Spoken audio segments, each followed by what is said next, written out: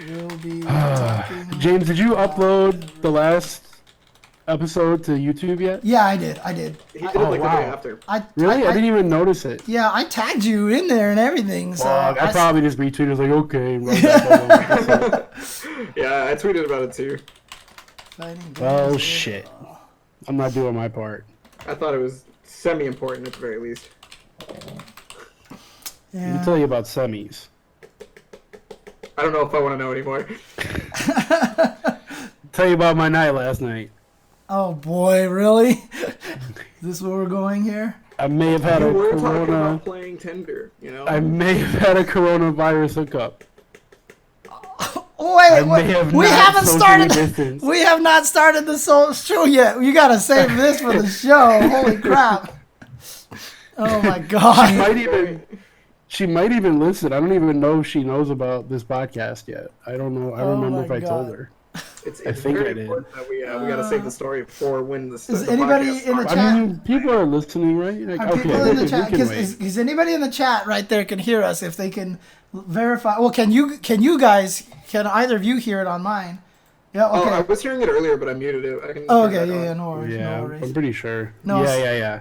Yeah, it's coming through. That's a heck of a thing to tune into. You're right. Don't worry, Muddle Wait. Just Muddle Wait. We bring the heat here at Generation Spacing, okay? Exactly. We only talk about the most important things. Exactly. Like non-social distance hookups. Yeah, that is my Tindering in 2020 hookups. Oh, man. All right. You ready for this? You ready for official start? Y'all ready for this? Dun, dun, dun. God. Yeah. All right. You know what? Obviously, there's no organization here, so fuck it. I'm just starting right now. So here, hey! Welcome everybody to. There's not supposed to be organization. Welcome everybody to Generation Spacing here on Twitch.tv/jchensor, the podcast where three of your favorite fighting game commentators talk about whatever the fuck they feel like. So. You see, I'm trying to be all hard and edgy and everything like that, but if I you're edgy, James. That's what I think of. If I lower my camera here, you can see just how hard and edgy I am right now. Yeah, so edgy. When I think of James Shen, I think of hard and edgy. Exactly dude. That's the way it works. So there you go. Mainly hard. Yeah, I mean, when I think about you, I'm mainly hard, but you know. Yes. I was gonna say definitely not as hard as TuboWare was apparently. Last night, not right now. Don't get it twisted. Hey, look, I don't know, man. Like, that's fair. You wouldn't know. I'm not judging. You don't kink shame in 2020. Exactly. We are all kings.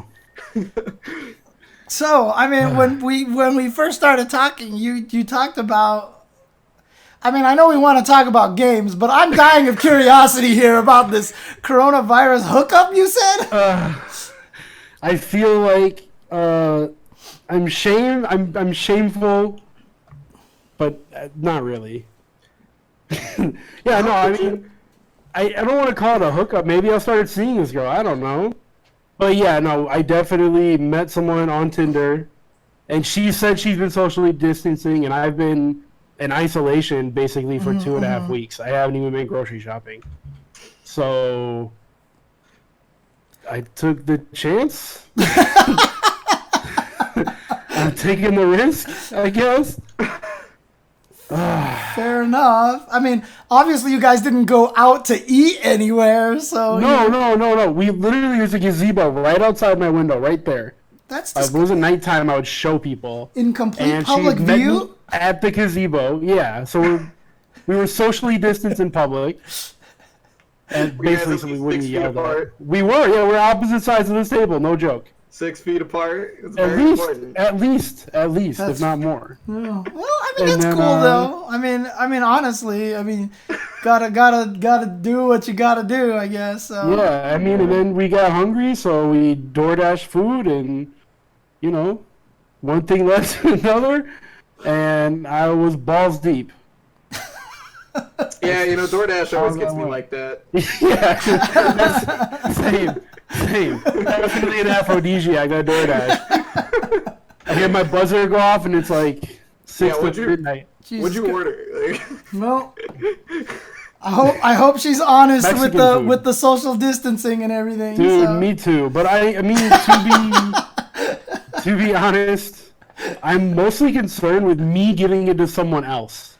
Why are you so confident that you have it?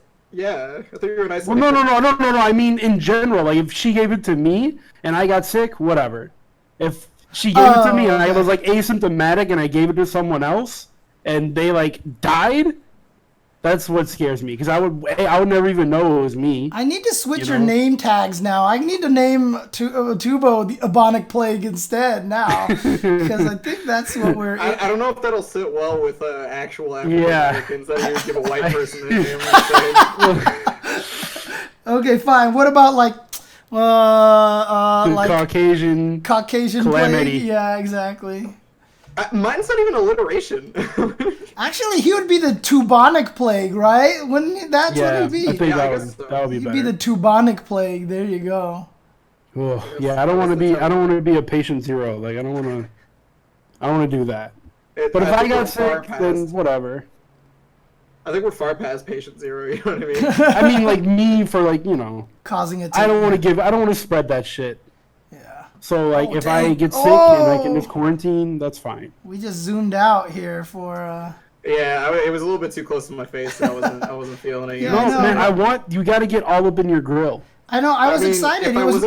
If I wasn't wearing my sponsorship jersey, then yeah. Oh, okay, that's fair. Look at you and your we'll just pretend that's the reason. Sponsorship jersey, man. Look at you. Chensor Dynasty After Dark. Yeah, that's pretty much what How the fuck do you think I get to tournaments? Man, I with a day job, I don't know.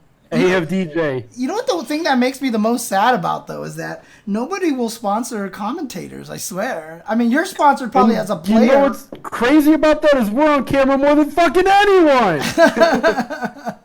Exactly, dude. Like, I don't know why we get so screwed over this way. Come on, sponsor me. Are you like actively looking for a sponsorship, James? Because you have to ask people. You can't just like wait for them to come to you. I mean, I every time. So I'm a Pepsi drinker, and every time I drink, I have to hide it on stream because I want to be like, oh my God, Coke, are you serious right now? You know, I need that shit, dude.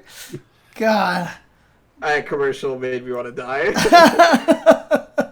Full disclosure, Coke Gaming, I'm sorry. I don't care if you end up sponsoring me somehow, some way. Now I want Pepsi Gaming. See, Pepsi Gaming needs to come and sponsor my ass right now, dude. So. Yo, Pepsi Gaming, what is this? Yeah, exactly. Just your ass, though, by the way. Just my ass? Okay. Yeah, sponsor your ass right away. I mean, I'm trying to. Like, I'm working on, like, a deck and things like that, so I actually really need to keep working on it. I haven't done much with it recently, and I'm supposed to. So, but yeah, that's. You know who is the best, by the way? What? Persia, Sam. She's the best. Yes, yes. She I like before the fucking plague hit. My bad, guys. I was like, hey, I need to make a new reel. I've been trying to get out there again. And Sam was like offered to make me a quick reel just for free. Oh dang, that's cool. I was like, no. I'm gonna pay you. She's like, no, you're not. All right. Good shit. That's how Sam talks, by the way. No, you're not. Yeah, no, she's the best. Before the epidemic, I was also trying to set up a reel, and I didn't want to make one this year. I was too like overwhelmed and like tired. I was like, this is gonna be the first time somebody makes one for me. So I started looking around, and I got quoted a price that was just like super super high, and I couldn't do it. It was really sad. Dude, I mean, it's everybody out there is trying to make that money right now. I mean, it sucks. I don't blame them, and I would love to pay them. I just couldn't do it. You know what I mean? Yeah. Ugh, it's rough out here in these streets. I'm gonna turn this light down. It's hot out here for him. I gotta get the money for the rent. Oh, we gotta get that mood lighting. I think it looks better. I need to turn on my light. Mine, I have like it's too dark. But then again, all you're seeing me is giving my cat belly rubs right now. It's a very a mature theme here. So Mature theme. Yeah. So Hey, look cat at belly this. rubs are for. Yeah, and right. Wave We Chan just started jumped. out mature, but we do actually have topics today. So Yeah. Shout outs Yeah, to what are we supposed to talk about, James? I'm gonna talk about Wave Chan here. Shout outs to Irene. I hope Yo, Irene's in the chat. I hope Capcom paid her, because I feel like they stole her idea of cats for all the characters on that Neko drop thing. So Yeah, April Fools. Yo, Irene's artwork is actually right behind me up on that wall. Oh yeah, same here. You just can't see it either. Yeah, it's Wave Chan. Yeah. Could you try to score? Oh, I have your artwork on my wall too. I can't show you, but it's right there. It's Malvo versus Capcom. Nice, nice. Yeah, in case people in the chat don't know, Wave Chan is Irene. She's the one who would create all. I mean, it's sad obviously because we don't have the tournaments this year, but she made the glove that if you won certain tournaments you can get gems for it and everything, and for MvCI. It was so cool, man. Yeah, that's true. We can definitely talk about that MvCI thing right now. Now with you here, was that the thing that was on the game plan? We've got all sorts of things. We've got all sorts of things we can talk about over here. Yeah, there's a lot going on recently. First of all, yeah, I got fucking laid off. Yeah. Wait, what happened? When? Of course it is. What did you say, James? Wait, when did that happen? Today. Well, Yeah. I didn't see that. Shoot, I'm sorry. Yeah, it's because you sleep till fucking 4 p.m. Central Time. Yeah, and then and then I just start streaming, and then I stream for 4 hours, and then I stop, and then I'm streaming again with all you guys. Yeah, I got laid off today. Well, I got furloughed. For those of you that don't know what that means, basically, I'm still part of my company, but they're just not gonna give me hours or give me pay. Right. Now, was this the newer, better job, or the newer, older, better job, or the? No. That was the shitty job that I've been working since I got laid off. Oh, okay. So it's not really that terrible, I guess, right? Well, I mean, it wouldn't have been, but I only had $37 in my bank account. Oh, Jesus Christ. So yeah, it was not great. But do you have a Patreon or anything like that, too? I don't. I have a PayPal and all the money apps. But anyways, where was I going? Yeah. So I have a paycheck coming, and a bunch of people reached out and have already sent me money. So I'll be okay. Cool. I'm gonna go get grocery shops or go get grocery shops. I'm gonna go grocery shopping tomorrow. Good. I'll be okay. Oh boy. Yeah, I saw that Rick responded to that, so I was like, oh, he's probably very well taken care of at that point. Yeah. I mean, I'll be all right.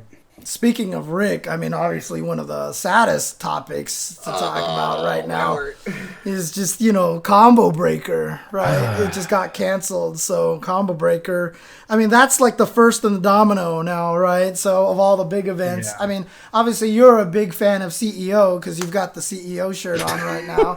So, shout out to Jabali. Exactly. So, I like CEO when it's not in Daytona. Yeah. I think a lot of people share that sentiment, especially people that are black. Yeah. Just throwing that one out there. And man, obviously, that CEO, Evo, it's just kind of one after the other. And, Jabali's already talked about potentially just moving CEO to December. I'm sure Evo's just kind of waiting for Las Vegas to shut everything down officially, and so. I mean, Evo has a chance. I mean, has a chance. Do you it's think? The end of the summer. I don't know, man. I don't know. Yeah, I don't The thing is, Evo might really get fucked, right? They may lift all of the stay-at-home orders, and then that's when Evo would happen. So Evo's gonna have to happen, but they're gonna have nobody registered. Yeah, and then not only that would be wild, and that would suck. And not only that, what if there were some people who were still asymptomatic, who are sitting there and just didn't know or something? I mean, that's gonna happen. I guarantee you. Oh yeah, by the way, orders get lifted, it's gonna happen again. Did you guys know that asymptomatic people can actually spread it? I mean, I just found this out 24 hours ago, the Georgia. What a muppet, dude! I could not believe that shit. Because it's not true. He fucking knew. Yeah, I know, right? That's the worst part about way. He's either an asshole or an asshole, right? Yeah. No, he's definitely an asshole. If he knew ahead of time, he's an asshole. If he didn't know, then he's an asshole. You know? Like what? Do you not listen to the briefings? Or I know. Like that? Oh, Jesus. Which, I mean, no, he probably doesn't, but... But yeah, it's fucking God, dude. yeah. We have some really good leadership, you know? You know what I'm saying? Super strong. I feel very confident in our government right now. Oh boy, God. I mean, this is what is the definition of actually draining the swamp. I mean, you know, we definitely need to do something. Bro, if they start dying from COVID, that's draining the swamp. We did it. Yeah, I know, right? Trump did it. If we can get them to die of COVID, oh God. I mean, it sucks. What if that was like Trump's plan all along? Is he wanted to like martyr? You know, he wanted to be like, okay, guys, check this out. Like, I'm gonna drain the swamp, but I'm gonna be an asshole, right? Dude, so nobody expects me to be the savior. Dude, I used to always joke about this. This is like the Darth Vader path, right? Like, you were supposed to destroy the Sith, not join them. And then in the end, he does destroy the Sith by going evil, you know, so no, there's really no... It's bring balance to the Force. It's in the end that he does bring balance to the Force because there's only like there's only like two Jedi. Two Sith. No, two Sith. that's how you're comparing Trump to Vader when he's more like Jar Jar Binks. Yeah, I know. That's why I had to like kind of stop because there's just no way. Into hijinks and barely escapes and nobody understands how or why. That's him. He is fucking Jar Jar. Everybody hates him. God. Now I'm never going to be able to watch Phantom Menace ever again, dude. It's crazy to me how he fucking like he sits down and he's like, oh, fuck those guys saying we're doing a bad job. We're doing a great job. And then he's saying shit like losing 40,000 people to this virus is like a victory. What? No. He said 100,000 is a goal. Yeah, And then my favorite part, of course, is that he was bragging about the ratings. Oh, Jesus, dude. He recently said a number of people that died was a victory. Yep. Use the word victory. Which just goes to show that, you know, there is no concern of human life. There just really is no concern of human life at all. Not what these people know. Oh, man. Pro-lifers are lying. They're pro-birth. Because once that baby's alive, well, good luck. I mean, that's why we've got to do what we got to do with the social distancing stuff, right? So that's why, you know, Combo Breaker's going to go down, and unfortunately, there you go. So probably Evo too, because like even if all the stuff gets lifted, right? Just like Brandon was saying, like either people won't like be registered, or they will register. They've already registered, and they just won't fucking show up because like. Why would you want to risk that, right? Well, yeah, but the problem if that happens is they won't be able to claim force majeure. Yeah, pronounce that. Yeah, that's the hard part right there, is that you kind of need the city to shut you down.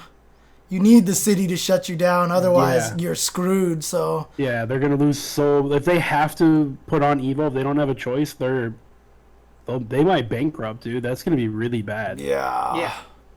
And that's the thing too. I wasn't saying it was going to be a good thing. Yeah, I'm just hoping it doesn't happen that way. But yeah, I mean, obviously, you know, Combo Breaker is a place that, especially like you and I, would hang out a lot, Tubo. So you know, it's kind of. I mean, Combo Breaker is very near and dear to my heart. Oh yeah, I would imagine like so. Losing a family member for me.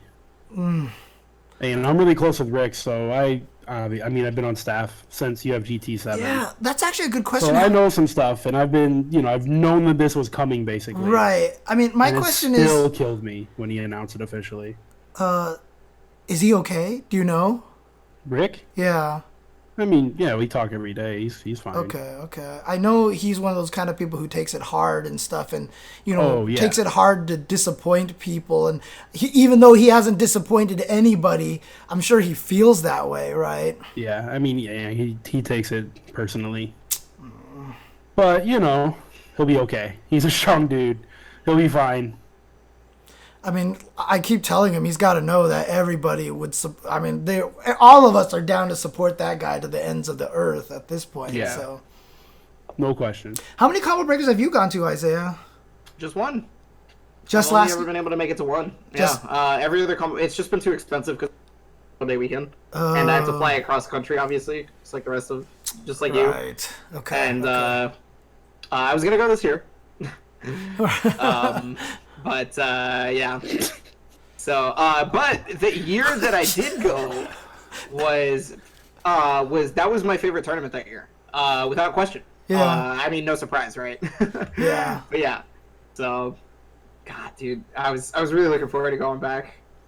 I kept joking that I think next year he should call it Counterbreaker, you know, just kind of like for fun.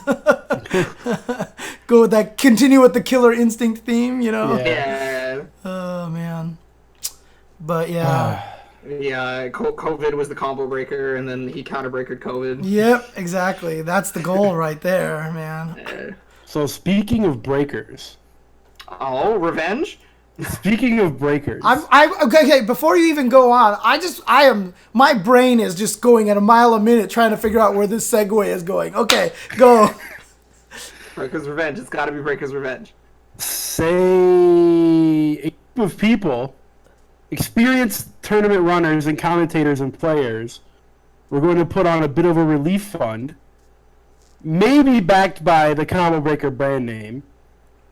Okay. Would you guys be interested in commentating for a relief fund? Absolutely. Yeah, for sure.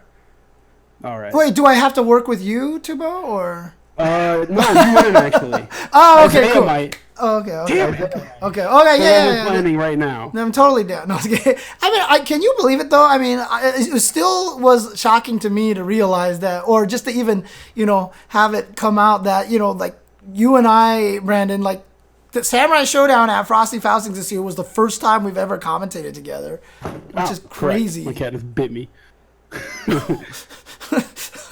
He just does that. He's just upset. He's just so upset. He was mad to find I out. was petting him with my foot, and then he bit me. He was mad to find out that it's taken that long for us to commentate together. He was like, I can't believe you waited that long to commentate with James. And he bit you. So. Dude, we just haven't commentated the same games at the same time. Yeah. Well, besides Street Fighter 4, but you were coming out to Chicago at that time. And why would I fly to California to do commentary? That makes no sense. Right, like, back at that time, yeah. If they flew you out, I guess. Yeah, but why would anyone do that? Right, Yeah, back I in know. Street Fighter 4. When James and David take a 30-minute drive to the venue, you know? Yeah. And plus another thing too is like people weren't really getting even paid back then. Yeah, that's true. That's another problem. It was way different back then. I mean, Different. when Street Fighter 4 first came out, we were just commentating for fun. You know, Yep. at Evo, we were just whoever was there would just like jump on the camera and try their best to commentate. So, oh man, Yeah. it's a lot different now though. And now actually it's like the exact opposite. It's like super scary, dude. It's competitive now. There's a lot of people out there. Yeah, it's super competitive at this point. I mean, I don't know what you guys are talking about. I don't have any competition. I'm the best. So, maybe you guys have some competition. I'm like All Might. I'm gonna have you and David debate that because you know both of you are like I'm the best, and so you know gonna have you guys debate that. So I mean, secretly I'm the best, but you know, I mean that's just how. You know who's actually the best? Like, no jokes. Golden Lay it on Boy. me. Golden Boy. But I mean, he's not FGC though, right? So. No, I'm just talking about esports. Period. Yeah, that dude is yeah. incredible. No, Golden Boy is really That talented. dude is mad strong. Yeah, for sure. Best FGC? Oh man, that's a tough question. I mean, for best FGC, the safest answer is always to be like Seth Killian, you know, kind of thing. So. I have two picks for that. Sometimes I can't really decide, but it's between Sejam and Yipes. All right, thanks for watching I knew you were gonna be here. really upset about that. Thanks for watching. All right. Yeah, I was gonna say Steven Lyon's probably the best right now. Yeah. I mean, my favorite right now is probably Katana Prime. I really KP like is his. fucking joy. I every love time. his commentary. I love his commentary to death. So. I'm so glad I finally got to start working with him because of Soul Calibur. Dude. Oh, that's right. We did House Mike at Evo, and we were just talking shit. It was great. I loved it. That's awesome. That's awesome. I've always wanted to commentate with KP for Soul Calibur. I've just never had a chance. So, just never had a chance. and you never will. Yeah, I might not. Damn, please don't put that on us right now, Brandon. I want to go back. Dang. I mean, look, I'm sure Soul Calibur will, come back, for events and stuff like that next year. So I just meant just events in general. Like, Yeah. it ain't even just Soul Calibur we're worried about right now. Yeah, the 2020 reset button, where is it? I don't know, man. But the worst part about it is even if we did reset it, would it actually play out differently? Would it play better? Sure wouldn't. Yeah, I know. Like, can we reset it but maintain the knowledge? And even if we did, I don't even know if it would get any better, right? Yeah. No, because no. We knew we had the knowledge in 2017. The fucking pandemic official White House document showed that they knew about COVID in 2017. Yep. And it even said something like, it was the transition document between administrations. It was like, one of our biggest weaknesses right now is if we get hit by a pandemic, we'll be in super trouble. We won't have enough ventilators and all that stuff. And then they fired the pandemic team. Oh, that's never gonna happen. Don't worry about it. Man, that's like pretty much what happened to me today. Oh, jeez. You didn't have enough ventilators. I get it. Dang, dude. I mean, come on. I tried to No, make that everything less is on sad. fire, and they're like, all right. Brandon, Where to let you go? I was gonna have Tubo Downer here instead of Debbie Downer, dude. Shoot. Definitely too. I have a lot to say tonight. All right. I mean, my man's got furloughed. I can understand. Yeah, I Dude, know. furlough is like way worse than getting laid off. Yeah, it's kind of insulting in a way, Yeah, dude, it's like, we're gonna keep you on the roster. Maybe we'll hit you up in 60 days if you want to come back. You know what's up? If you're furloughed and you get unemployment, you can get your full unemployment because you're not on the payroll.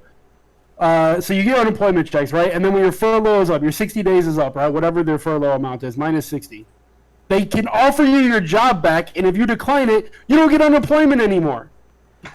Oh, it doesn't count as being fired anymore? No, because you willingly let go of your position. Yeah. That is... So you lose your unemployment. So you have to take your shitty job back. They literally have you by the fucking balls. It's the worst. Just lay me off. Dude, everything is such a fucking scam, I swear. Someone probably invented furlough just to do that. Just to prevent from paying unemployment afterwards and any sort of like any sort of a severance or anything like that. Yeah, dude, and they try to make it seem like it's this good thing. Like, yeah, we're gonna keep paying your health insurance. It's like, I don't give a fuck. I don't have a paycheck, man. I can get health insurance at another job, bitch. Yeah, right? I don't care. Just lay me off.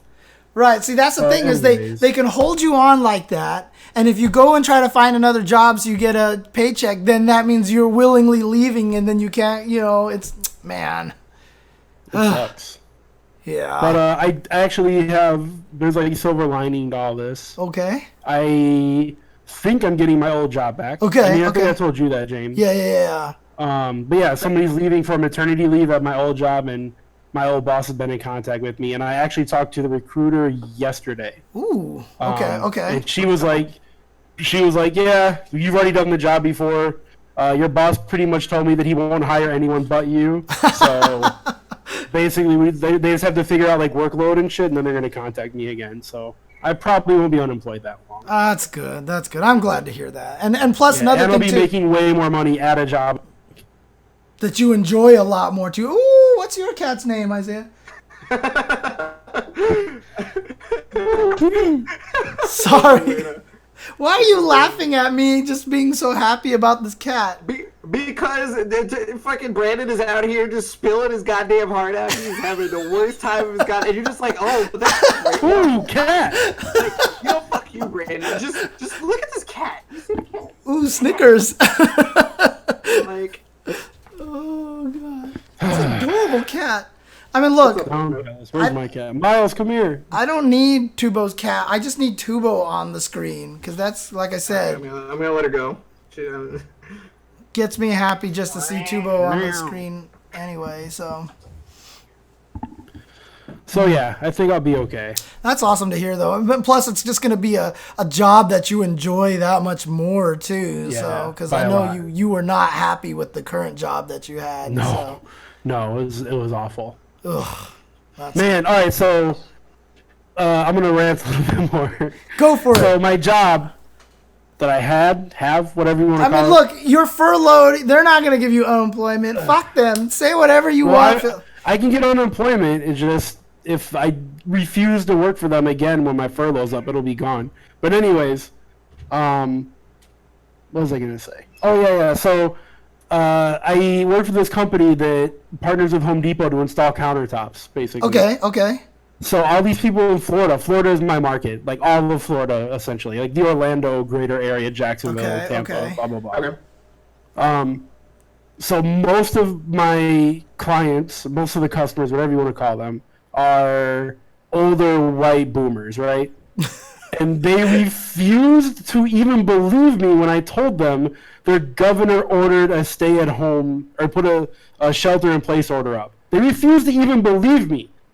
And so when I would tell them, like, hey, we can't come install your counters because of this, they would go, no, that's bullshit. Yeah. Like, I literally was told this is all a hoax. Like, I heard that so many times. You've got, oh my God. They're still at the beaches, bro. You know that, right? They're just going on fucking... Well, not anymore, they're not. They got shut down yesterday.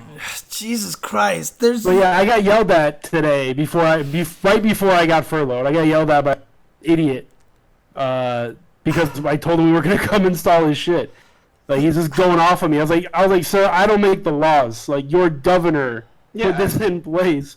But yeah, he's just going off on me like I created COVID-19. How the fuck could you, first of all, Brandon? Dude, this shit was wild. I hate that fucking job. That place sucks. I don't understand it. Like, why do people actually believe that this is a hoax at this point? They're idiots, man. I don't get my favorite is, like, the people that are like, oh, but the flu is killing more people or whatever per day or something. And it's like, today it's been shown that the flu is killing less people. Like, per day. Oh, yeah, this thing is not the flu. Like, there was like a guy who had like a video he put out, and he said, like, you know, if you catch the flu, there's a like 1.4 chance, like if you come into contact with 10 other people, you'll spread it on average to about 1.4 people. And then with COVID, you'll spread it to like 3 or 4 people or something like that. It was something big like that. And he was like exponentially larger. Yeah, so he said if he did that and, you know, he talked to 10 people and those 10 people talked to 10 people and those 10 people talked to 10 people, and you did that for 10 rounds, that, you know, the flu would spread to like 40 or 50 people or something like that. And if you did that with COVID, it would spread to 59,000 people. Jesus fuck. And it's like, come on. Yikes, dude. And it's just... But no, just the flu. Just the flu. Just the flu. I've seen people argue this. Like I've retweeted. Like I've tried to retweet as much stuff to get people like thinking like, hey, this is a real big deal. Like, please stay inside, etc., etc. Right? And like, and then I'll have random people whom I don't know, but they apparently follow me on Twitter. They'll respond to that, and then they'll be like, I'm not falling for this fucking fear-mongering bullshit or whatever the hell. And I'm just like, why do you even follow me, first of all?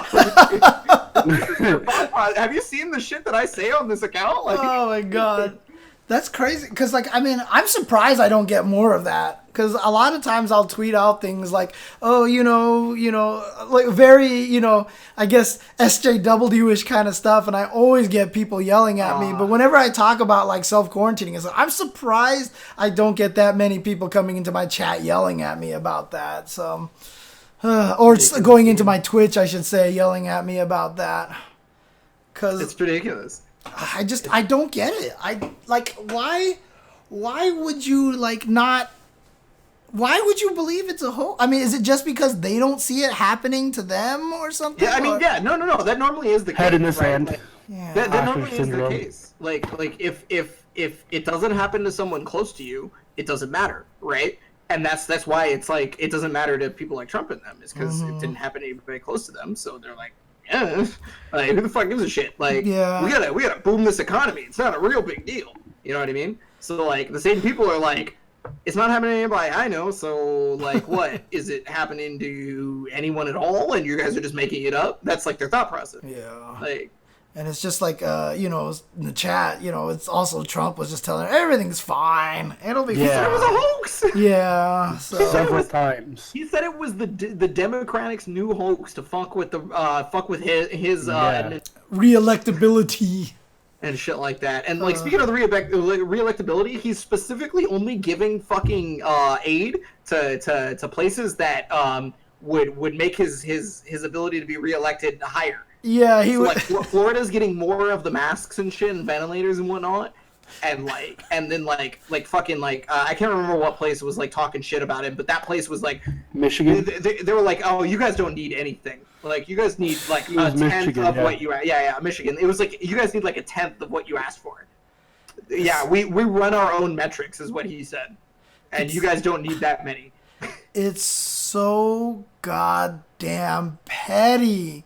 I mean, it's literally... Dude, it's beyond petty. It's literally murderous. Yeah. People will die. People will die because of his actions. Yes. It's the actual people already have. A lot of people already have. I mean, the reason why our spread has been so fast is because people have been so callous about the whole thing. So, yeah. Dude. Yeah, dude, the callousness is ridiculous. Like, I was in a friend's fucking stream, and then like, I can't remember how COVID came up in the conversation in the stream chat, but it did eventually. And one of the things that like got said is like, this person said, yeah, people will it'll go down in history, the great toilet paper shortage of whatever the fuck, and like he was speaking about it as if it was a non-factor, right? And I'm like, no, like it's gonna go down in history because it killed like thousands and thousands of people. What are you talking about? And he was just like, it's not that big a deal. The flu kills more people per day. Oh God! I said, holy shit, and I stopped talking because I was like, because there's no convincing him. I'm pretty sure. Like, I gave up. People like that are the worst. Oh my God, the flu The is absolute worst. Yeah, I mean, that's why, like, every time I keep talking to people, every time I tweet it, that's all I'm just doing is just telling people to stay indoors, quarantine, keep yourself safe, man. Like, just take care of yourself because, I mean, the thing about it is, I have no hopes of it going away before CEO or Evo or anything like that because the trends are just not there. It's still like the curve is still practically vertical. You know, we're going up like this. Yeah, our peak is supposed to be in a couple weeks. Oh God. Yeah, our peak. I read last week that our peak was coming in 3.5 weeks, predicted by scientists and doctors. Oh God. So we're not even close to the end of this. Right. The worst part about that is that's simply a prediction. It could get worse. No, that's what they're predicting if people act accordingly. Right. Exactly. Act accordingly. They're not going to. Oh man. We're fucked. We're like big fucked, guys. Meet me at the crossroads. Yeah, this is real bad. This is not okay. Charles, Dude, I mean, it's like there was one. I forgot if I talked about this last week. I don't think I did, but like there was one morning that I just woke up in the middle of the night. In the middle of the night, being 10 a.m. by the way. Yeah, for you. I woke up like in the middle of the night and my body was like really aching and like I felt like I wasn't breathing well, and then because you're like half asleep, like you just can't think logically, and I was like, I'm fucked. Like, I got the Rona. I was like, I'm fucked. There we go. Here we go. And then I got the Rona. And then honestly, all I did was just think about like, you know, who did I come in contact with and all this stuff, and then you know I fell asleep. I woke up and I was fine and everything like that. But yeah, it's just. I mean, honestly, there's no reason for me to believe that I'm not going to catch it. You know, I mean, as social distancing, as social distancing and as you know, as self quarantining, I'm trying to be. I still go out for groceries. I still go out for fast food every once in a while. Yeah. Me and Olaf were trying to support one of our favorite local restaurants. You know, because Komodo Kitchen. Oh yeah, I mean I would but they're usually a little further away, unfortunately. So I think it's really important to support like right now because hang on a second. People are afraid to. Oh, I'm sorry. Isaiah, you said I feel like it's really important to support, and then you got cut off. So and then I don't know what is happening again. No, it's always at key moments too. It's vital that we support. Yeah. And then you should, so who are we? No. I think it's really important we support Chinese and Asian restaurants right now because everybody's like fucking like being incredibly racist towards Asian people right now because they're like, these people are spreading COVID. Yeah. And it's like do you think they're just like born with this shit? Like, I will say, my buddy Dennis K. Loud in the Anime FGC, you guys may know him. I do. His parents own a sushi restaurant. They said their shit has been booming. Really? Like, all they're doing is like to go. Oh dang! And Okay. They've been like super busy. That's good. So I thought that was pretty nice to hear. I mean, like, fortunately for me, I haven't run into any sort of the racism stuff. I mean, obviously, I'm in Santa Monica. It's probably a little bit better here. And he's in Chicago, so it's same deal. I mean, there's definitely a chance I might run into someone being racist or whatever like that. But the worst thing about it is like every time some Asian Americans and stuff are talking about their encounters, everyone's always like, "Oh, that didn't happen," and you're making that up, and I'm just like. Oh, it pisses me off. Yeah. It's the fucking worst, dude. I mean, it's been happening to, like, black people and women forever as well. Like, and, I mean, pretty much any minority, right? Right. Like, but, like, another, like, somebody within the FGC that I know it's directly affected is, do you know Nobody EXE? Oh, yeah, of course. Of course. His parents have a restaurant, and they had to, I believe, like, close it down or some shit. It's either that or it had been they were talking about closing it down because business was so bad because it's a Chinese restaurant. So people were not showing up to it and whatnot. Because they were like, oh, it's Chinese. We can't fucking, sucks. That kind of deal. And then like this is really sad. And I'm sorry, but like it's pertaining to the conversation right now. Recently, a family got stabbed by some white dude. Yeah. Because they were Chinese, and his reasoning that he told the police was, "I thought they were spreading COVID." Yep, that was in Texas. It was like a 2-year-old baby got stabbed. Oh, I did see that. It was like a 2-year-old baby got stabbed for that, and but you know what? I mean, people out there don't think it's happening. They think we're making this shit up. Fucking white people. Well, it's crazy too because like some of them are like, "Oh, real," right? And then the other ones are like so extreme that they think it's real that they'll go after Asian people. Mm-hmm. How are there like two sides to the crazy coin that is just like vast? It's ridiculous. Yeah. It starts with believing Republicans want best for the American people. Mm-hmm. That's where the crazy starts. All right. Gets worse from there. I mean, I guess the silver lining is like some people are starting to like see this as like, oh shit, they actually don't care about us. Obviously, it's not enough for it to like change the tide. I feel like, but like some people are starting to like. I've seen a lot of people that were normally like really in favor of like the administration and whatnot. Were like, people are just dying. This is insane. Right. Like, yeah. And they're like, I don't understand how they could let this happen. And it's like, well, they've been doing this forever. Now it's just happening to like your people and stuff. Mm-hmm. You also have to remember though that a lot of Trump's base, $1,200 is a lot of money to a lot. Yeah. They're poor people. They're usually less educated. Like Yeah, exactly. To those Trump's base are these people where $1,200 is a lot of money, and they're gonna fucking love old Trump. Giving them 2.5 months of rent basically. Whereas, 2.5? That's dude, not even 2.5 here in Oregon. That's what I'm saying. If you go to like Mississippi, dude, even when I lived in Central Illinois, my rent for like my half of the rent was like $250. Really? Yeah, dude. When I lived with Big Marcus, I think our was $600 for the whole apartment.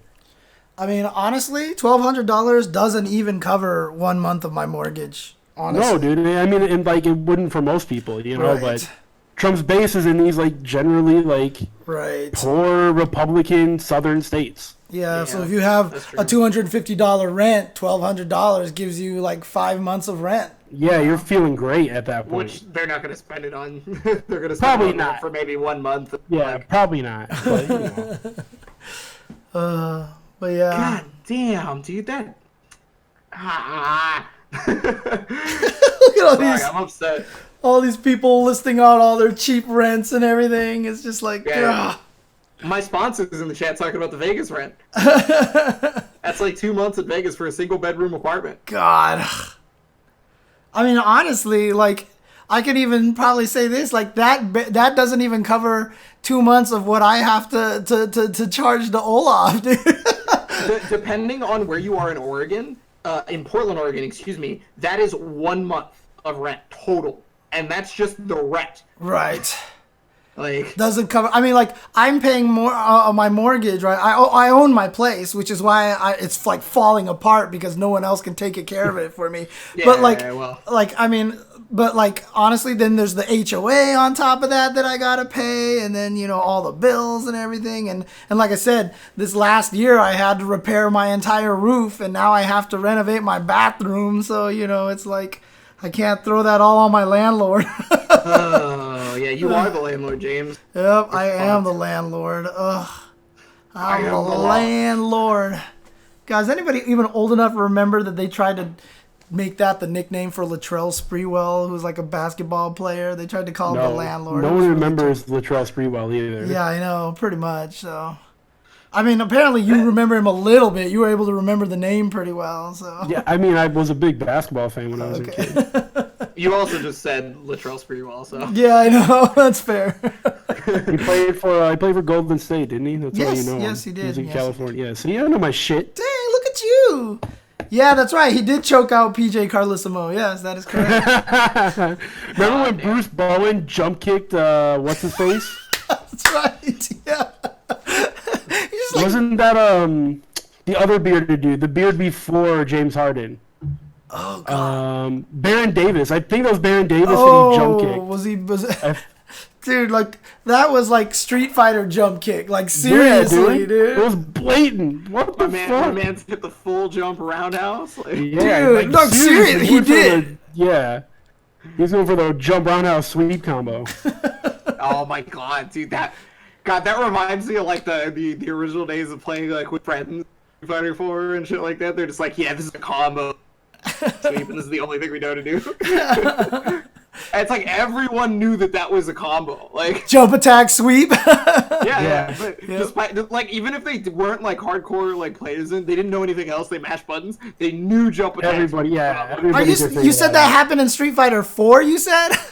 That happened in Street Fighter well, 2 for me. It happens in a bunch of different. Yeah. Because I was specifically thinking of Street Fighter 4, simply because like that was the one I played the most with like random friends. Yeah, because that was your Street Fighter 2. Yep, I was about to say, like, You young kid, holy shit. I played Street Fighter 2 on an SNES. I'm sure you did. That's not even accurate. Yeah, like the bulk of your learning was Street Fighter 4. That's wild. Man. I mean, yes, it was. Like, what do you want from me? That's wild. You're too young. Doesn't matter. I can still shake my fist at you, basically. Yeah. Still shake my fist at clouds. Hey, all I'm saying is I have the least amount of risk for dying from COVID right now. That's all. God damn! Wow! You just screwed me over here, dude. You just threw me under the bus. James, you're legitimately in danger right now. I am legitimately in You're danger. legitimately in danger. I am 100% I love you in and I danger. don't want you to die. Oh man! Did I talk about the James Chen theory that I brought up? I think maybe I did. I was riding back home with Rick from Combo Breaker. Oh yeah, that's right. And I was like, yeah, how long can we do this? He was like, till James Chen is dead. So if you die, James, the FGC goes with you. There you go. I am the backbone. You can't die. I am the backbone of the FGC. Shit. You are like the Deku tree or the life giver to the FGC. You are Yggdrasil. You're the world tree, dude. Did you you could not bail. Like, don't do it, man. Bro, That's too much can somebody Jump on pressure. the phone and get James a ventilator, please. It's all right. I've got a CPAP already, so I mean, I wonder if that helps. Oh man! Did you guys hear about that? Bro, Elon is a fucking idiot. And Elon Musk made a bunch of CPAP machines and tried to give them to hospitals and tell them they were ventilators. And they're like, no, dude, this is a CPAP machine. He's like, no, those are ventilators. Oh my god, really? We're hospitals. We know what this is. Yeah, you fucking muppet. Oh my god. Ugh. I mean, That look. is the most Elon Musk thing possible. Look, it is because like he was like, I'm gonna fix Flint, Michigan's water supply, right? And fucking, what did he do again? He Gave him like filters. He gave him fucking water filters. He gave people water filters. I mean, I cannot believe the number of people that like praise him as if he's some sort of like incredibly genius. That's because they see that he likes fucking hentai and they lose. Yeah, that's true. He's one of us. I mean, to be honest with you, I feel like his heart is in the right place, but the problem is he's a billionaire, so it just he can't. The problem, he's a fucking billionaire. Yeah, so he can't So he figure doesn't know out shit. what the real shit is. You know what I mean? That's the worst Your part. water supply is broken. I know. I'll give you fucking Brita filters for your fix it. Dude, that's exactly fucking right. Muppet. Sugoi Factory in there. Why don't we let them eat cake? That's exactly what it is, I mean, seriously. Oh shit. God. All right, what was our next topic? We had something else, right? So the thing is like we've touched on a bunch of topics, but we speak about them very briefly and then like come back to them. Yeah, I know. That's I what mean, we've been doing this whole time. What's the topic, James? On the Chen reaction earlier today, I don't know if you wanted to talk about this, but like I was talking about someone posted up that MvCI went on sale. Yeah, it's $9.99, right? Yeah, it's $9.99, and I retweeted that. I quote retweeted that, and I was like, "Hey, look, $9.99, good time to get in this game, cheap game. It's very good. The netcode is good." And then everyone's like, "You forgot to say April Fools, James," or like this game sucks and blah blah blah. And I was actually shocked. I didn't realize there was still so many people out there who have a stick up their ass about this game. Like, I thought people were over that shit already, So, No, they're not. I'm gonna be completely honest. I tried playing the game for a couple of months and I couldn't do it. I just did not like it, and so I just shut up. I was just like, okay, I'm done. Right. If I don't like it, I don't like it. But people like will go out of their way to be like, this game fucking sucks. Yeah, but the thing is, you played it.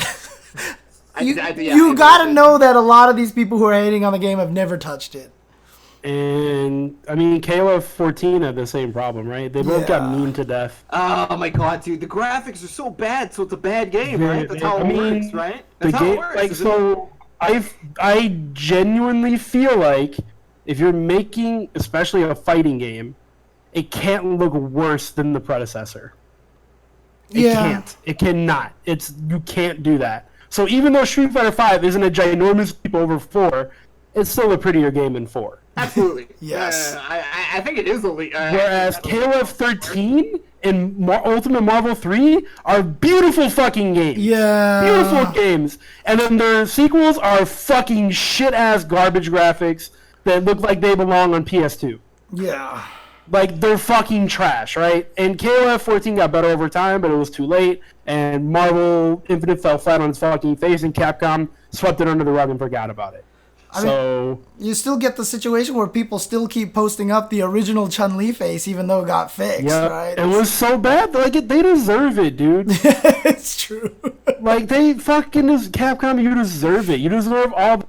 Why? Yeah, it's all Capcom America, right? That whole game. No. No. Japan devs that game. Yeah. Okay. But I was talking about my stream is that game didn't have a lot of budget, dude. You just gotta know. No, it didn't. But so here's, man, are you opening a can of worms, James? Shoot. Here's my thing. Get him, Brandon. Get him. If somebody comes to you, I'm gonna zoom in Brandon's picture over here. if somebody comes to you and they go, okay, you can use our IP, but you have to do exactly what we say at all times, and you can only use these characters, and you can only do these things, and if you break any of the rules, you lose the IP, fuck you, we take all your money. Would you sign that contract? No logical human fucking being is gonna go, yep, I'll take that deal. That sounds great. We can make a great product with you limiting everything we do in our creative rights. It's not like we do this for a living or anything, but fuck all, we'll take it right in the butt, please. Like, that's what Capcom did. Yep. That's what Capcom did. All they had to do was say, nah. Nope. We'll make our own versus game. Make a Capcom All-Stars game. Make a whatever the fuck you want. Kellogg's versus Capcom. Don't bring in Marvel if you can't use Marvel. Right. Like, as soon as they told me I can't use Wolverine or Magneto, fuck right off. Bye. I'll go partner with some other company. So that's whoever signed that fucking contract first. It's that person's fault. Whoever John Hancock that shit, your fault. You did that. You ruined Marvel. Fuck off. Period. Say no. Have the balls to say no, and let Marvel be what it was. Anyways, that's how I feel about. That's how I feel about how Capcom fucked that up. I don't care about the budget. I don't care about the dev. I don't care if you love the game or hate the game. Capcom should have said no. Period. Yeah, that's it. That's hindsight, unfortunately. Yeah, you put yourself into such a bad position to begin with. It's just like you basically wrote yourself into a wall by trying to do something like that. You know. Yeah. And it's not a good idea, man. It's just not. You can't bring back Marvel and not do a good job. Yeah. You can't. I mean, that's the thing is when MvC3 was announced, I mean, I don't know if you remember how crazy that was, and people were like worried about it and everything, and Seth was on the ball and he was trying to tell everybody, no, we're not going to make it so that the game is not dangerous. The game is going to be dangerous like MvC2. We're not going to, everybody was scared when they heard it was only 3 attack buttons and a launch button, and Seth was like, it's going to be okay. And then it came out and it was great because, Seth kind of knew what he was doing there. But I'm not saying I'm not even saying Compo Fiend didn't know what he was doing, by the way. I just don't think he had the ability to do what he wanted to do. So I just want to make sure I put that out. Peter was put into a bad spot. I feel like he was made to do public relations, and that's not what he was hired to do. That sucks. But do you remember when they were doing like the launch stuff for Marvel 3, and they had like these random parties in like warehouses and shit? Yeah. Dude, I remember I went to the Chicago one. That was so dope. Oh, was it? It was in like this giant factory that had clearly been vacant for like years because there was cobwebs in the corner and shit. Dang. And they like dragged in like these Capcom like custom made cabs with like a stick on each side, and dude, it was ridiculously cool. They didn't give a fuck if you were like in the line or not. It was just like a party with, I'm pretty sure Red Bull was there and drinks, and it's like, yeah, there's Marvel, by the way. It was really, really cool. I miss when Capcom did shit like that. Yeah. Now, I didn't do anything like that for 5. They had Yipes both like play and like commentate on one of the ones, because I remember because he was like all about like picking Dante like that and everything like that. But God, dude, the lead up to Marvel 3 was like so crazy for me. Dude. I fucking was so excited. And you were also 12. So. Yeah, I was 12 years old. But I mean, the thing is, a lot of people though were mad about it too. Know, because there was a lot of the MvC2 fans that were just like, "This game's gonna be garbage. I mean, look, I'm not gonna say that they like the MvC2 fans are like, "Ha, see who's talking that." Like, obviously, the games are very different and they attract very different kinds of audiences. But Marvel 3 turned out to be a fucking fantastic ass game. Only the best fighting game of all time. Period. I know. I mean, look, it's hard for me to argue that. I think it's such a good game. I think it's so fun. I love that game so much. And I mean, to be honest with you, I really do think MvCI is really fun too. But it's just it got memed to death, and then plus the other thing too is like you couldn't even argue in favor of the game because everyone who tried to do that was immediately deemed a shill, and so basically the haters cut it off at the pass, and there was just no way to say anything good about the game. Yep, it became real tough to defend Marvel Infinite, but I don't know. I think it's an okay game. I think it's a really great first version of a versus game. Oh, right. So in other words, if they had Ultimate Marvel vs. Capcom Infinite, it definitely I think it could have been a really dope game, yeah. I think if they had another crack at it, it could have been a really, really good game. Probably. But we'll never find out. I agree with that 100%. So, I mean, MvCI, it was just such a great starting base for something to be super awesome. You know what I mean? So, yeah, if they had a chance to do that, it could have been something super, super cool. Shoulda, coulda, woulda. That's like the eternal story of fucking all these fighting games these days. I think, like, shoulda, coulda, woulda. Not all of them, man. I feel like Arxis and Namco have been killing it. Yeah, Arxis especially right now. I mean, Arxis is God. I mean, Team Red for Marxist has been killing it. yeah, I mean, at this point, I mean, announcing Rollback, Netcode, and Guilty Gear, Granblue Fantasy Versus just is so fucking beautiful. And I mean, speaking of Granblue Fantasy, I mean, someone in the chat mentioned it too about the 3v3 tournament. You know. Oh yeah, that was one of our topics. Yeah, Man, I didn't even watch any of it. I watched that shit live, man. Yeah, I was flipping my shit. I was tweeting about it all night. I saw you tweet. I was watching it. I wasn't tweeting about it. I was editing, but you know, I was like watching that. And I was like, dang, this is so freaking entertaining, dude. And I was going nuts because like for months and months and months, everybody has been like, BB Tag players don't got fucking fundamentals. They're bad at learning games and shit. And then like the BB Tag team beats Team Third Strike and Team Marvel 3 and shit. Dude, even Team Virtua Fighter with like Fudo and Itazan just got mopped, dude. Bodied, bro. Yeah. So look, we just all have to hail our Melty Blood champions. Melty Blood. Clearly, if you are a Melty Blood player, you are the best fighting game players in the world at this point. Look, man, right. Melty Blood is a hard game. I've never actually played it, you know? It's a hard game. I've had people explain it to me, and they told me it sounded hard. Okay. You should definitely try it out at some point. It's legitimately fun. There's a great way to play it over netcode, the caster and everything like that. James, do not try Melty Blood. Do not try that game. I want to become one of the best fighting game players on the planet, dude. I mean, come on. You selling your soul to be a good fighting game player? I'm just saying, you can't play Third Strike because BB Tag players beat Third Strike, and that makes BB Tag have better footsies than Third Strike. So you gotta pick Melty Blood. That's all I'm saying. Look, all I'm saying is that if I had a choice of being a strong player or a commentator, I would have picked being a strong player because I miss that shit so much. I hate sucking at fighting games right now. I'm telling you right now, it's painful. Is that why you dodge me in every single game that we both play? Well, no, because I can beat you, but I mean, I just like let's get. James, this is a bold claim. In ST? Yeah, you could beat me in ST. Run the set. But I like me in Street Fighter 4. I like me in Street Fighter 5. In Street Fighter 5? I like me in Granblue, and I like me in Sam Show. Really? And we're not even in Cal Marvel Street games. Fighter 5. Play Street Fighter immediately. we won't even worry about Marvel games. We'll let that speaks for itself. We already know I'm winning those. Yeah, that's actually true. I can't win in Marvel at all to save my life. You tried your best, James. You tried your best. Oh man, but I will run the gauntlet with you, my friend. Not Third Strike or ST though. You'll body me in those. I won't body you in Third Strike because I don't play that game. But yeah, he doesn't. Who do you even use in Street Fighter 5 at this point? Balrog. Oh God, you're a fucking Balrog user. I go Balrog, and then I fucking.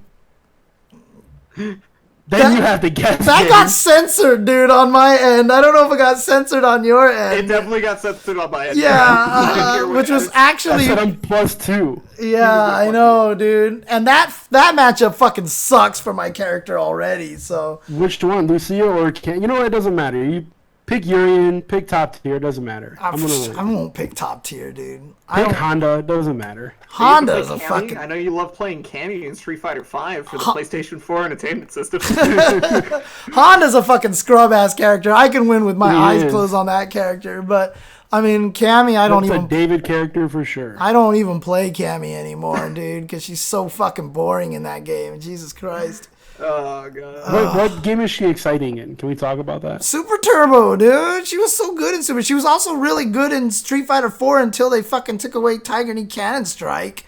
Because she still had. He said he's meter. Dude, it wasn't the same, dude. It was so fucking fun playing her back in Street Fighter 4 when you had that. I mean, it was like she was good for a reason that was entertaining, you know, instead of like, oh, back throw in the fucking vortex, you know, that's. Shit is so stupid. Ugh. And then in Street Fighter 5, they played this character and they didn't even make her interesting. They've never been able to figure out how to make Hooligan or Spin Knuckle like good.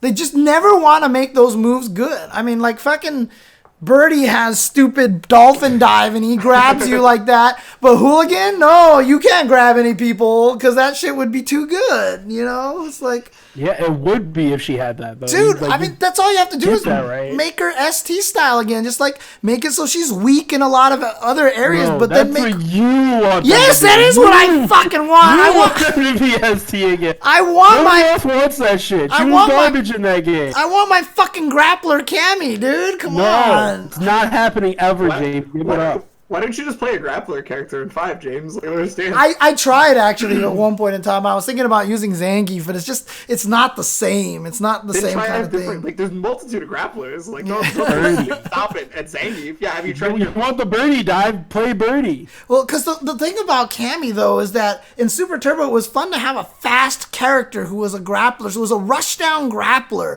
and it was just such a fascinating archetype that's never been brought back, except for maybe Makoto in Third Strike, and that's who I wanted to use, but Makoto was so random that like I couldn't play her because you had to be like really fucking Lucky Charms with her for Makoto to be powerful. Lucky Charms. I mean, that's what they called Kenai. Kenai was called Lucky Charms because he would land that stupid wall dive super in the most random ass locations and it would always hit.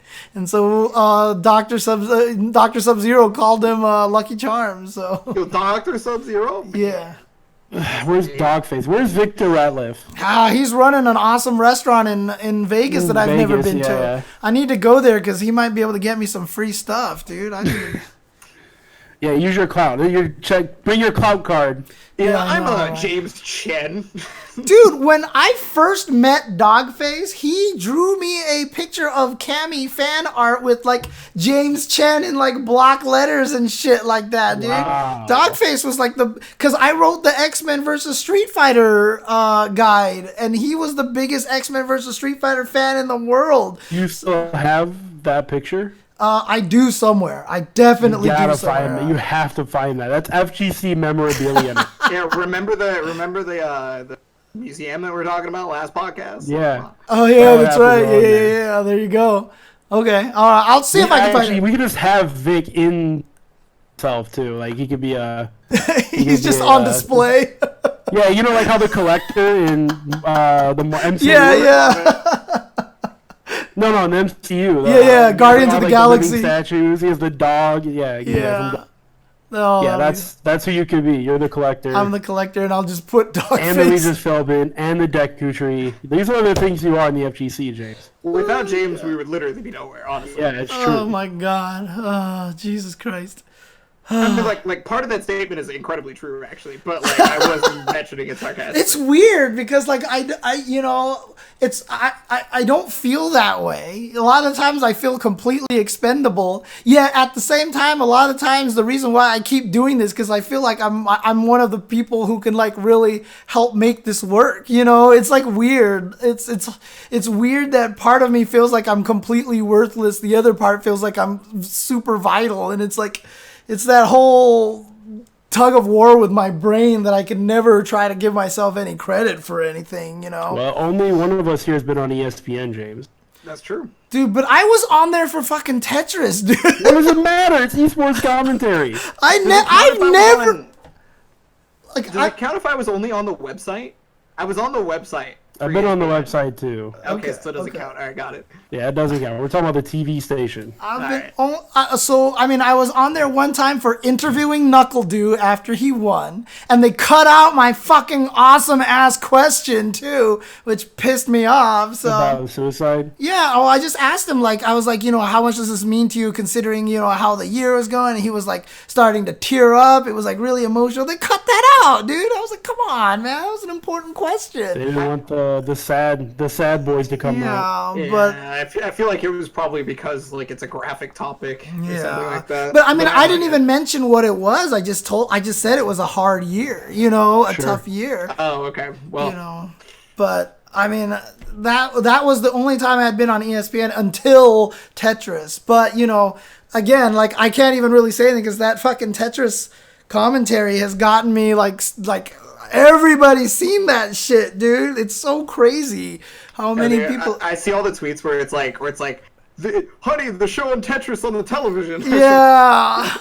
Dude, I've had a fucking conversation with Ming Na Wen on fucking Twitter because of that shit, dude. Oh my god. You should have asked her out, you coward. Dude, I was like, dude, I mean, she's my what queen. up, Ming Na? She's my queen, dude. I love her to Yeah, death. that's why you should have asked her out, man. Look, you've been on TV, I've been on TV. She's married. This just makes sense. She's married and has kids, dude. I mean, come on. Listen, man, hockey has goalies. It doesn't mean you can't score, James. And you know what the worst thing about it is, too, is that the way that she met her husband, I think, was because, like, someone just, like, drove her around, and then they just got to talking, and then they ended up together or something like that. And I was like, fucking, why couldn't how these things happen? Why couldn't They're I like, have... hey, Twitter friend. And you're like, hey, Twitter friend. Yeah. Anime lover, yeah, I know it is terrible. I'm glad someone caught up on that. Oh, man. Dang, Marlise. Dang, even your dad was texting about Tetris on TV? So that means your dad heard me on TV as well. So. Dude, a lot of people have. Oh, man. You're a celebrity. You're like an F-class celebrity. Look, you're a celebrity. I'll tell you right now, if I have the chance to meet the CEO of Tetris, I mean, there you go. Then maybe I might have to actually try to... Tetris is his own company? Yeah, the Tetris company exists, and it was originally run by Hank Rogers, who was the lawyer who got Tetris to Nintendo for the Game Boy and became really good friends with Alexei Pajitnov, who created the game, because he actually finally somehow managed to, helped Alexei Pajitnov get the money that he deserved, because all these people just stole it because it was from Russia, right? So people made up that they had the license, they didn't have the license, and so they all did that. And so now Hank Rogers runs the Tetris company, but he's passed it off to his daughter, Maya Rogers. And so, I wouldn't mind meeting Maya Rogers. I'm down with that. So I'm down with that. Was this your long-winded story to tell us you have the hots for the CEO of Tetris company? Is that what this was? That's what that ending sounded like to me. Does she have a Twitter, James? Are you gonna slide in the DM? Maybe. Listen, girl, you own the Tetris company. I own Tetris. Makes sense. Let's make this happen. It's right there, right? I will make sure to mention that time you drove me to the hospital while also let me borrowing your Lamborghini. I remember you did that. Oh, right, yeah, for sure. Hey, James, thanks again for the skydiving trip. I really enjoyed jumping into the Bahamas. Dude, I even have one of my ex-coworkers at my last job actually went to high school with her, and so she saw all this Tetris stuff on my desk, and she was like, I know the daughter of the creator of Tetris. And the first thing in my mind was, she's not talking about Alexei Pajitnov, who actually did create Tetris, but that's not who she's talking about. I bet you she's talking about Hank Rogers, because Hank Rogers lives in Hawaii, and this girl was also from Hawaii. So I was like, Hank Rogers? And she was like, oh my God, you actually know the name? I was like, dude, look. You're talking to the wrong person here, because I know everything about Tetris. Yeah, exactly. I was like, in Tetris, if you T-spin and get the triple, and, So, if I ever met her, I could just be like, hey, look, I know one of your friends that you grew up with and stuff, so. Wow, you've thought about this whole fantasy about me. It sounds to me like you have an in, James. Oh, shit. And what you would say to her and everything, Did James, I just expose myself? Fuck. Okay. You did. You're in love, James. Shit. Okay. Never mind. This is what love is, dude. I just made all this up right now on the spot. Okay. So I definitely just made this We all all know up. you're not that creative, all right? Yeah, exactly, right? Exactly. People think I write my puns ahead of time. They just come into my head right there. So there you go. So You shouldn't be proud of that. Call 1-800-UltraChen for your dating needs. Definitely don't want to call that unless that maybe David picks up. Okay, look. Oh God. All right, next topic. What else are we talking about? Do we have anything else? Well, there's a couple of things that we can talk about. Yeah, I know. Yeah. What can we talk about? I was happy that Samurai Shodown team got 4th place in that tournament, dude. Go Samurai Shodown team. So honestly, I was really looking at FighterZ Samurai Shodown team to do well. Oh yeah, I didn't expect them to do as well as they did. Because I'm like, those are very, very footsie heavy games, and those people have incredibly strong fundamentals if you're playing those games, right? Yeah, so, yeah, like, yeah. I was certain they would do well, but like, god damn, were they impressive like mid-match. Yeah, I mean, dude, I didn't even heard of a lot of the Japanese players from Samurai Shodown or Koeme Enbu actually, and they got 3rd and 4th place, dude. So shoutouts to them. Yeah, sure. Again, I've watched none of it, so I can't really comment. But I mean, aren't you proud at least the Samurai Shodown team? Come on. The only player I know that was on there was Score. I don't even remember who the other 2 players were. Okay. So. Brandon, specifically, I want to ask if you remember this, because this name was on the Marvel team for the Granblue community event. Okay. Do you remember Nice Boy? No. You don't remember Nice Boy from Marvel? No, not even a little. Was he a Japanese Marvel player? He was a Japanese Marvel player, yes. Well, the thing was, they weren't nearly as good as us, so I just considered them. I mean, yes, the true, other guys. But like, okay, all right. Well, he was on the Marvel team for this event, and if anybody knows Nice Boy at all that watches this, they're gonna be like, I haven't heard that name literally since Marvel 3.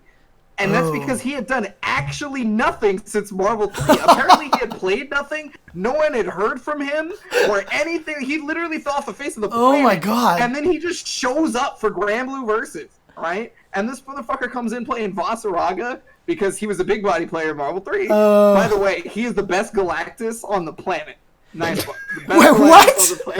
Everyone's the best Galactus on the planet. You just hit buttons and like other characters die. Nah, dude, you would have to see him in Galactus mirrors to understand. I played this motherfucker. I played his Galactus in casual. What the hell? Something else. Because you could mod Marvel 3 to play. Right, yeah. But I didn't even realize that this was actually a bragging point here. It's not actually. I just always it's like Ivan Ooze mirrors and Mighty Power. Just DP over and over again. Well, no, it's the same thing as in Tatsunoko vs. Capcom, where Zero just fucks up the big bodies. So Galactus just loses to Zero in this game too. Wow, of course he does. Oh man, that's hilarious, dude. I mean, I just thought it was such a cool idea for an event, though. I was just I agree. Granblue was the perfect game for it too. It's footsies and anime at the same time. You know, I just felt like it was like the perfect game to do this for. I heard that they'd been wanting to do something like that for a long time, but couldn't figure out what game to do it for. And then Granblue Fantasy Versus came out, and it was like, this is it. This is the one that we do it. So Dragon Ball would have been the only. Yeah, I was gonna say I like to. Game. I'd like to point out that Arxis has now made 2 games in a row that have taken players from every individual scene, and they're all playing their game now. Yep. Yeah. I mean, That honestly, is wild. I feel like Dragon Ball is anime enough that it would have definitely favored, you know, the anime players like Kazunoko. It did end up favoring, a lot. And so, you know, I feel like Granblue was better than Dragon Ball, but Dragon Ball was definitely the other game that attracted people from every scene. I mean, everybody was playing that shit, dude. I mean, they still are. Like, there's still KOF players playing it. Yeah. There's still Street Fighter players playing it. Like, and people are... that's wild. I mean, gay players. And people, like, are happy with the Season 3 patch right now, right? Or is the comeback As far as factor? I know. Or is the comeback... It seems pretty good. Okay. Oh, There's probably some problem characters, but that's fine. That can be a thing. Well, so like this time though, instead of what they did for season 2, where they said we're not going to patch anything, this time they said they were actually going to patch stuff. So I mean, you know, if there's an issue like GT Goku or Kid Buu again, which by the way, Kid Buu is going to be the best character in the game every fucking version. It's inevitable. Like, it's at the very least something they can tone down this time. Yeah. Because last time the big issue with Dragon Ball Season 2 was they said no balance patches. We're releasing it, and that's what's going on. And Kid Goku ran amok there, right? So, dude, yeah, I was GT Goku so and mad about. I was so mad about GT Goku. Like, I didn't want another Goku in the game, period. Right. And I damn sure didn't want hybrid Kid Goku Super Saiyan 4 Goku.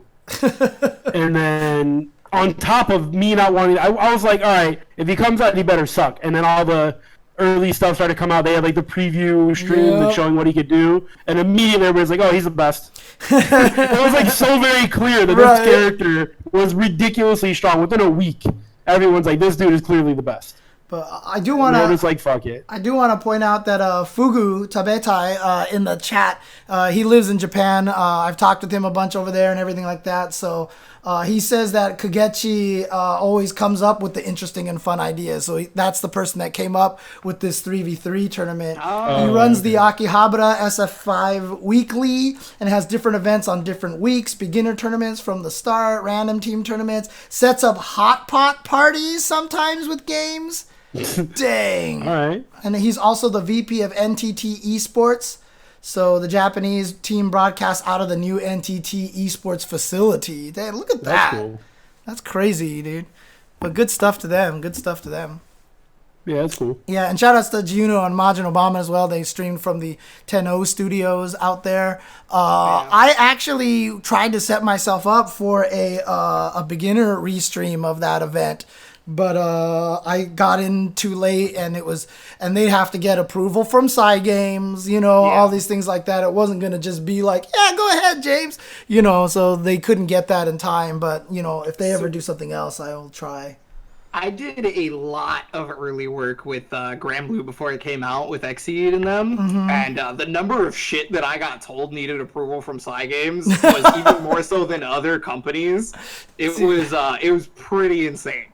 I mean, you got to imagine how bad Marvel was then, right? Going back there. No, it had to have been worse. But like everything that everybody was clamoring for on Twitter, Exceed was trying to do.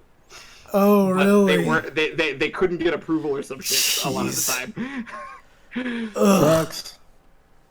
It just be like that. Like, it's tough, dude. I mean, people have to realize how hard it is to get these things to work in these situations, That's why I was actually worried about Dragon Ball FighterZ at first, too, because, I knew that there would be a lot of other companies, that we'd have to deal with. That's why Street Fighter, stuff like Street Fighter, Mortal Kombat, and Tekken are kind of easy, because if you sign deals with Capcom, Bandai Namco, or NRS, you get the whole thing. You don't have to worry about with that one company. Whereas, like with Dragon Ball, you're signing with Toei, you're signing with Funimation or whatever. Yeah. Oh man. Yeah, it sucks. Yeah, and just speaking to Rain in the chat here. Yeah, definitely fighting games. I mean, I don't know why a lot of people try to downplay this, but I think fighting games are fucking hard, and it takes a lot of work to get good at them, man. Don't believe anybody who says that, it's just as hard as whatever, because, systems-wise, mechanics-wise, learning the systems, might be just as hard as everything else, but 1v1 shit is painful to your soul, dude. It will crush you. This actually came up in one of my solo streams a little while ago. Is I was explaining that because recently I've been streaming Granblue Fantasy, just like the phone game, and the people were like, "Oh, you come from fighting games or whatever," and so like eventually this exact topic came up about like the difficulty of fighting games, and like I was telling them, okay, so you can frame data, you can know how this move interacts with that, right, and everything mechanically about the video game itself. You are maybe a third of the way to becoming a good fighting game player. Yep. Dude, I would say like 15%. Yep. Like an 8. It's sure all the mechanical shit, but now you have to think about like what's going on with the other player, what's going on with yourself, etc., etc. Oh, Runato was one of the people in that stream, the person in this chat right now. Oh, nice. Yeah, he was one of the people in that stream. And the worst thing about fighting games is everything you learn to give you success early on will then kill you at the next level. And then everything you learn at that level to give you success will kill you at the next level. And then everything you learn, like, that's the hardest part about fighting games, is every time you learn something, you have to unlearn it. Because you have to learn all the logical decisions to make, but then once you fight the good people, then they'll take advantage of all those logical decisions. So you got to start doing more crazy shit, and it's just like, there's no easy way to get good at fighting games, man. Yeah, the reads become harder. Yep. Each level, you move up. calculated chaos is very important, because if you become too predictable, it's too obvious on how to fight at that point. Vi has always told me famously, for every 2 logical things you do, you have to do something completely, one thing illogical. And that's how you win at fighting games. And I was like, man, that makes too much sense, dude. Makes too much sense, but... I mean, you can't get stuck into a rhythm, right? Otherwise, your opponent's just like, oh, sick. Like, yeah. It's time to get crush countered, boy. What game do you consider yourself having been ever the strongest at? Like, what is your game, Isaiah and Brandon, actually, both of you? I'm curious. Do you want to go first, Brandon, or should I? You go ahead. It's hard to say between Marvel 3 and BlazBlue and BB Tag. Those are the 3 games that would easily be my strongest, because I've had top 8 placings in all. Well, actually, I've never had a top 8 placing in CF in a tournament that I consider to be difficult or a major. Okay. But in BB Tag and stuff like that, I've done very well. Marvel 3, I got invited to Curly Mustache. I also got top 8 at Northwest Majors, the years where Northwest Majors actually had people showing up that were competition, and it wasn't just local people. Like that top 8 had F Champ. Right. I had to beat I Am Nasty twice just to get that top 8. Jeez. Okay. God. But yeah. So it's really hard to say between one of those 3 games, but those are easily the 3 games that I've done the best, performed the best at. So so after me and TuboWare go through the gauntlet, I need you and TuboWare to go through the Marvel gauntlet here. It's been a long time, dude. There's no way. I don't play anymore either, so. I mean, yeah, all right, fuck it. Well, the problem is, Ultimate Marvel is shit online. Yeah, I know. That's the hardest. It's not amazing, no. Yeah, it's true.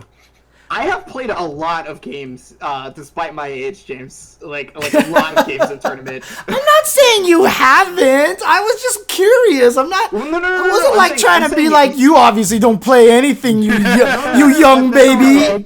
That's not what I was getting at. I was getting at because you were talking about only you 2 gauntlet. I think I could play in a gauntlet. I think I could play in a gauntlet of multiple fighting games. Okay. But.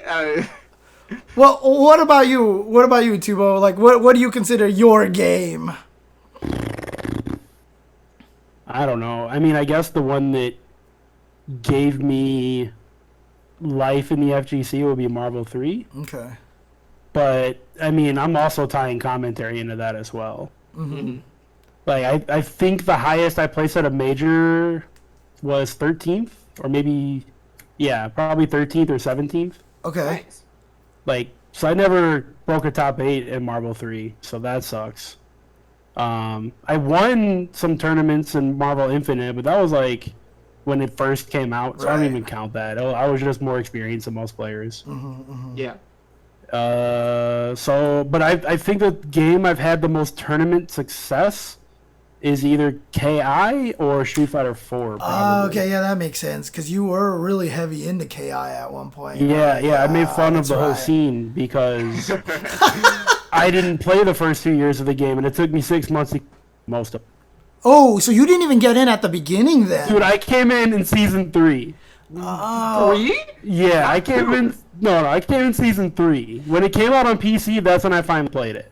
And you played David a lot in that too, right? I played David. I played Rick a ton. I played Nikki. I played Bass. I played a lot of players that were placing top 8 in majors. So I had help to get good. But I did a lot of it on my own. I mean, Rick taught me, because I was living with Rick at the time when it came out on PC. Oh, okay. I had just moved to Minneapolis, and I was living in Gotcha. his basement for my first 2 months here. Gotcha. So yeah, he taught me everything. Keats is like fucking. Obviously, he taught me a ton about the game. Like, yeah, I had help. Don't get me wrong. Did he give you all the secret info? Like, if you hit up, up, down, down, left, right, you know? Yeah, so I talked a lot of shit, even though I love the KI. But I guess that's why I felt comfortable telling them they all sucked, too. Yeah. I mean, you gotta do what you gotta do, man. I mean, you can back up the shit talk, like, and it helps them get better. Right, like, exactly. Against the vast majority of the scene, when I was at my peak, yeah. Yeah, that's the thing, right? You're basically kind of calling them out and getting them to play stronger anyway. So it's not like you're. I mean, that's the thought, but. That's the hope. Who knows? That's the hope, Yeah. right? Who knows if they actually care or did it? Because, I mean, a lot of scenes did get stronger in those situations. Like, I still remember when MK9 first came out and that tournament was run and Justin got first and Flo got second and like L.I. Joe got third and Markman got fourth or something. And like all the NRS players lost and were destroyed. And back then when you were like, oh God, if Street Fighter players played your game, you guys wouldn't win anything. And it was true back in the beginning of MK9. But now, like, you see the NRS scene and they're like super legit and they will kill everybody. So, you know, it's cool to see that kind of transition, you know, that they have gotten that strong, and it makes me happy to see. So, you know, that's why you do those kind of things, you know. So if you went and beat up the Killer Instinct scene and they didn't get stronger, that's on them, right? That's 100% on them. Unfortunately, Evo dropped KI. Yeah. The year after I started playing it, which made no sense because year over year, Killer Instinct had the biggest growth of any game that year. But anyways, my gripes with them dropping KI aside, after that, you know, the game kind of died. It didn't die immediately, but it dwindled. I mean, did you know, like another pro season kind of that didn't run very well and for a bunch of reasons, and then it was done. The game had a long lifespan though, and that's one of the reasons why like people like start dwindling off it. It's not because like of an Evo thing always, you know. It's I think it's 100% because of Evo. But that's terrible though. You would know better than I would. So I mean, like for me though, but I think then I don't like that. To me makes it feel like, well, then if they can't survive without Evo, then you know. That's the problem right there. I mean, why do you think Marvel Infinite actually died? I mean, because it wasn't at Evo, James. See, I don't know if it would have made a like it would have been there. The last 3 majors that have Marvel Infinite before Evo had well over 100 entrants each tournament, and the numbers have been growing. Like the proof is out there. If you look it up, you can see the numbers are growing or steady. Right. And then Evo announces they're not going to have it, and they plummeted. Well, I mean, I agree that it would have helped maybe just for that beginning, but I don't know if it would have had the lasting power, to be honest. I don't know if it had the lasting power, but it would have lasted for sure. Yeah, but the again, hope of Evo keeps games alive. It's right. that simple. I understand that, but to me, that's the problem. You know what I mean? Like, the reason why I was so happy for Undernight getting into Evo is because they did that shit on their own. And then, you know, like I said, I've retweeted, I tweeted out one time as the reason why Melee keeps making it into Evo, you know, before they just recently stopped was because they didn't need Evo, you know, because their scene was so strong and you want to reward games like that. But also Melee only survived because of Evo. If Melee did not win that auction or whatever the fuck you want to call it, the charity thing, the charity drive. If it didn't win that charity drive, Melee would be dead right now. So this is actually true, and I can tell you this as a Smash player from back then when that was happening. Yes, this is big facts. Evo matters more than anyone will ever want to admit or believe. No, it doesn't matter for every game though. James is 100% correct with Undernight. That shit was growing regardless of Evo, and Evo just happened to. But that's true. You were also correct in what you were saying. In that it does matter a lot more than anybody wants to. And that's the thing is, I know it matters a lot, but that bothers me because. I love what the NRS scene is doing right now. MK11 wasn't announced, and they just went into hyperdrive, and now they're doing like the Coliseum event, so they get 100 people in that and stuff like that. I understand how much it means to scenes, but I feel like the scenes should also be strong enough that if they don't get announced into it, then it shouldn't have that drop off. You know what I mean? Like when you're a game that exists and you didn't come up with Evo, sure. I think that that's possible. Undernight was like never slated to be an Evo game. People didn't really think of it that way, and you can grow that way. But when you are a title like Killer Instinct, who your first year you have been in Evo and consecutively you have been in Evo, and then Evo drops you, that hurts. Or if you're a title like Marvel, where fucking Marvel 2 held Evo up for years, and then Marvel 3 was the most exciting game at Evo for years, you're going, duh, Marvel Infinite's going to be there at least 1 year. and it's just not. Everybody, the wind was taking out everyone's sails. They're like, fuck this. Capcom's not supporting us. Evil's not supporting us. Like, why do we want to keep caring? But see, that's my point, though, is that scene was already in that state of mind, right? Because it was already in that very weakened, downer state of mind. So not being at Evo, yeah, obviously can kill a lot of scenes, but I just feel like the easier it is for a scene to die means that they were in a bad position to begin with. There was the one year, the way that I'll argue it was that there was the one year that Guilty Gear had the team tournament at Evo, and when we got to grand finals, there were 4 teams, 3 each, except for one team only had 2 players.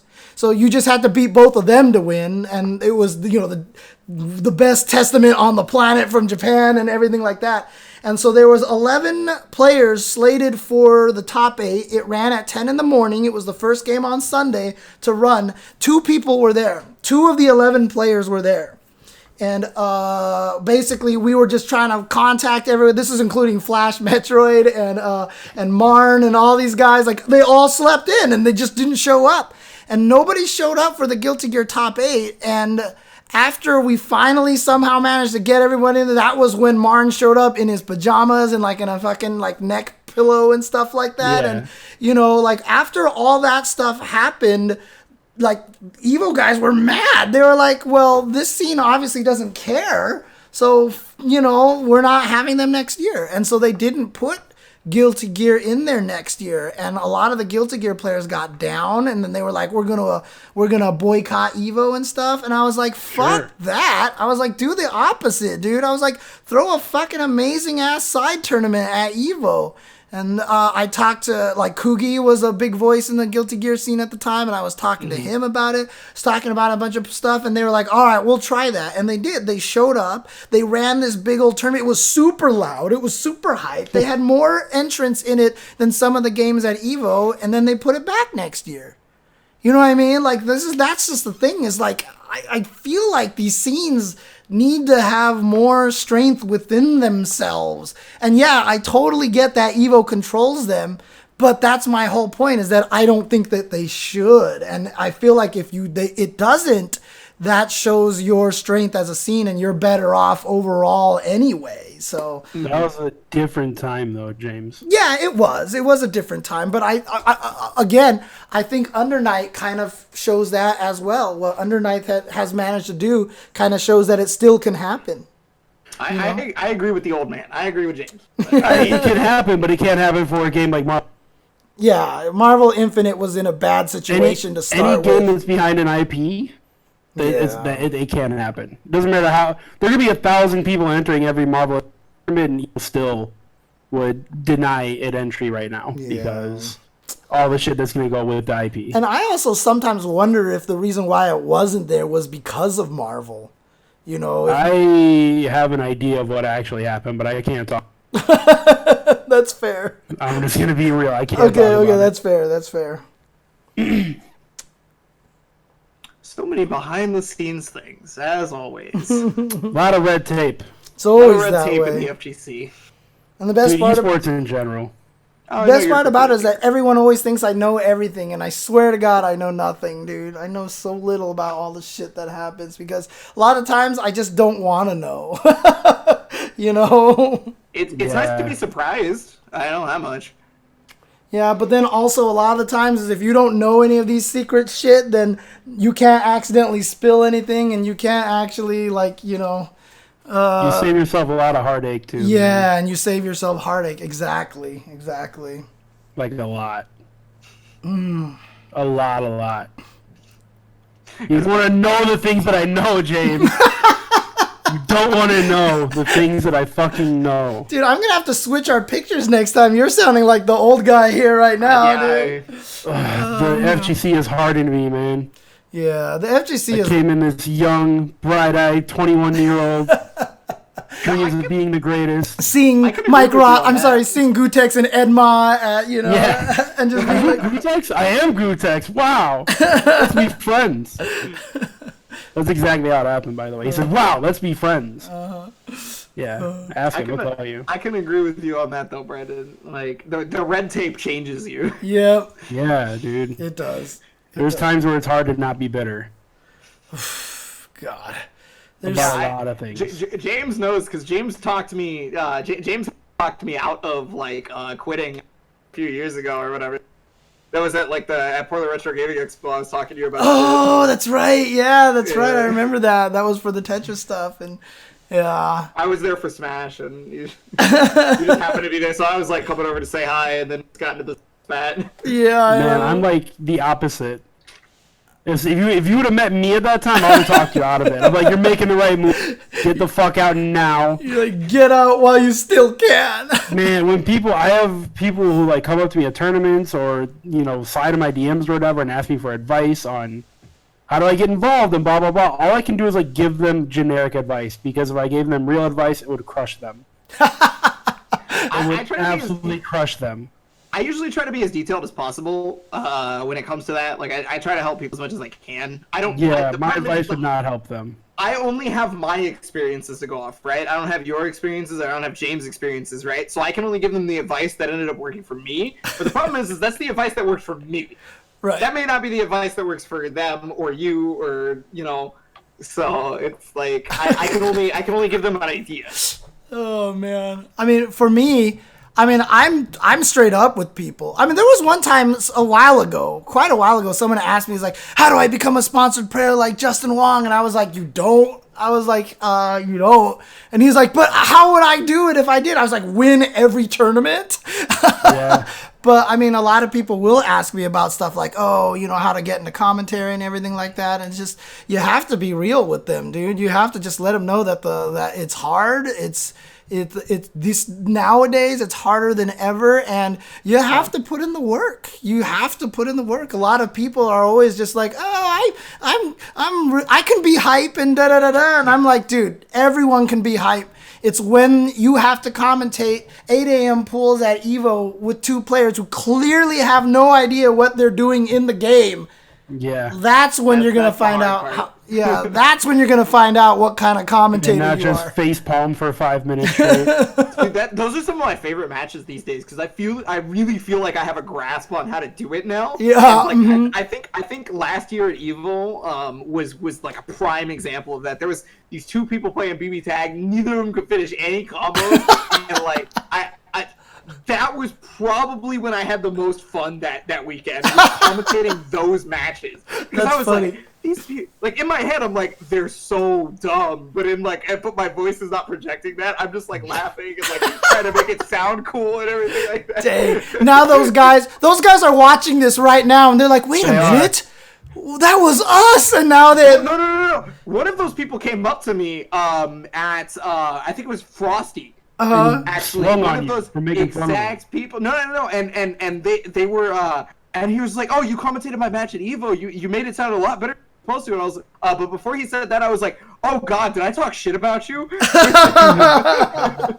Oh man. So like they knew firsthand that like my thought process was like, "Oh God, he doesn't know what he's doing," or something like that. But like they were still like, they still recognized that I tried to drum it up.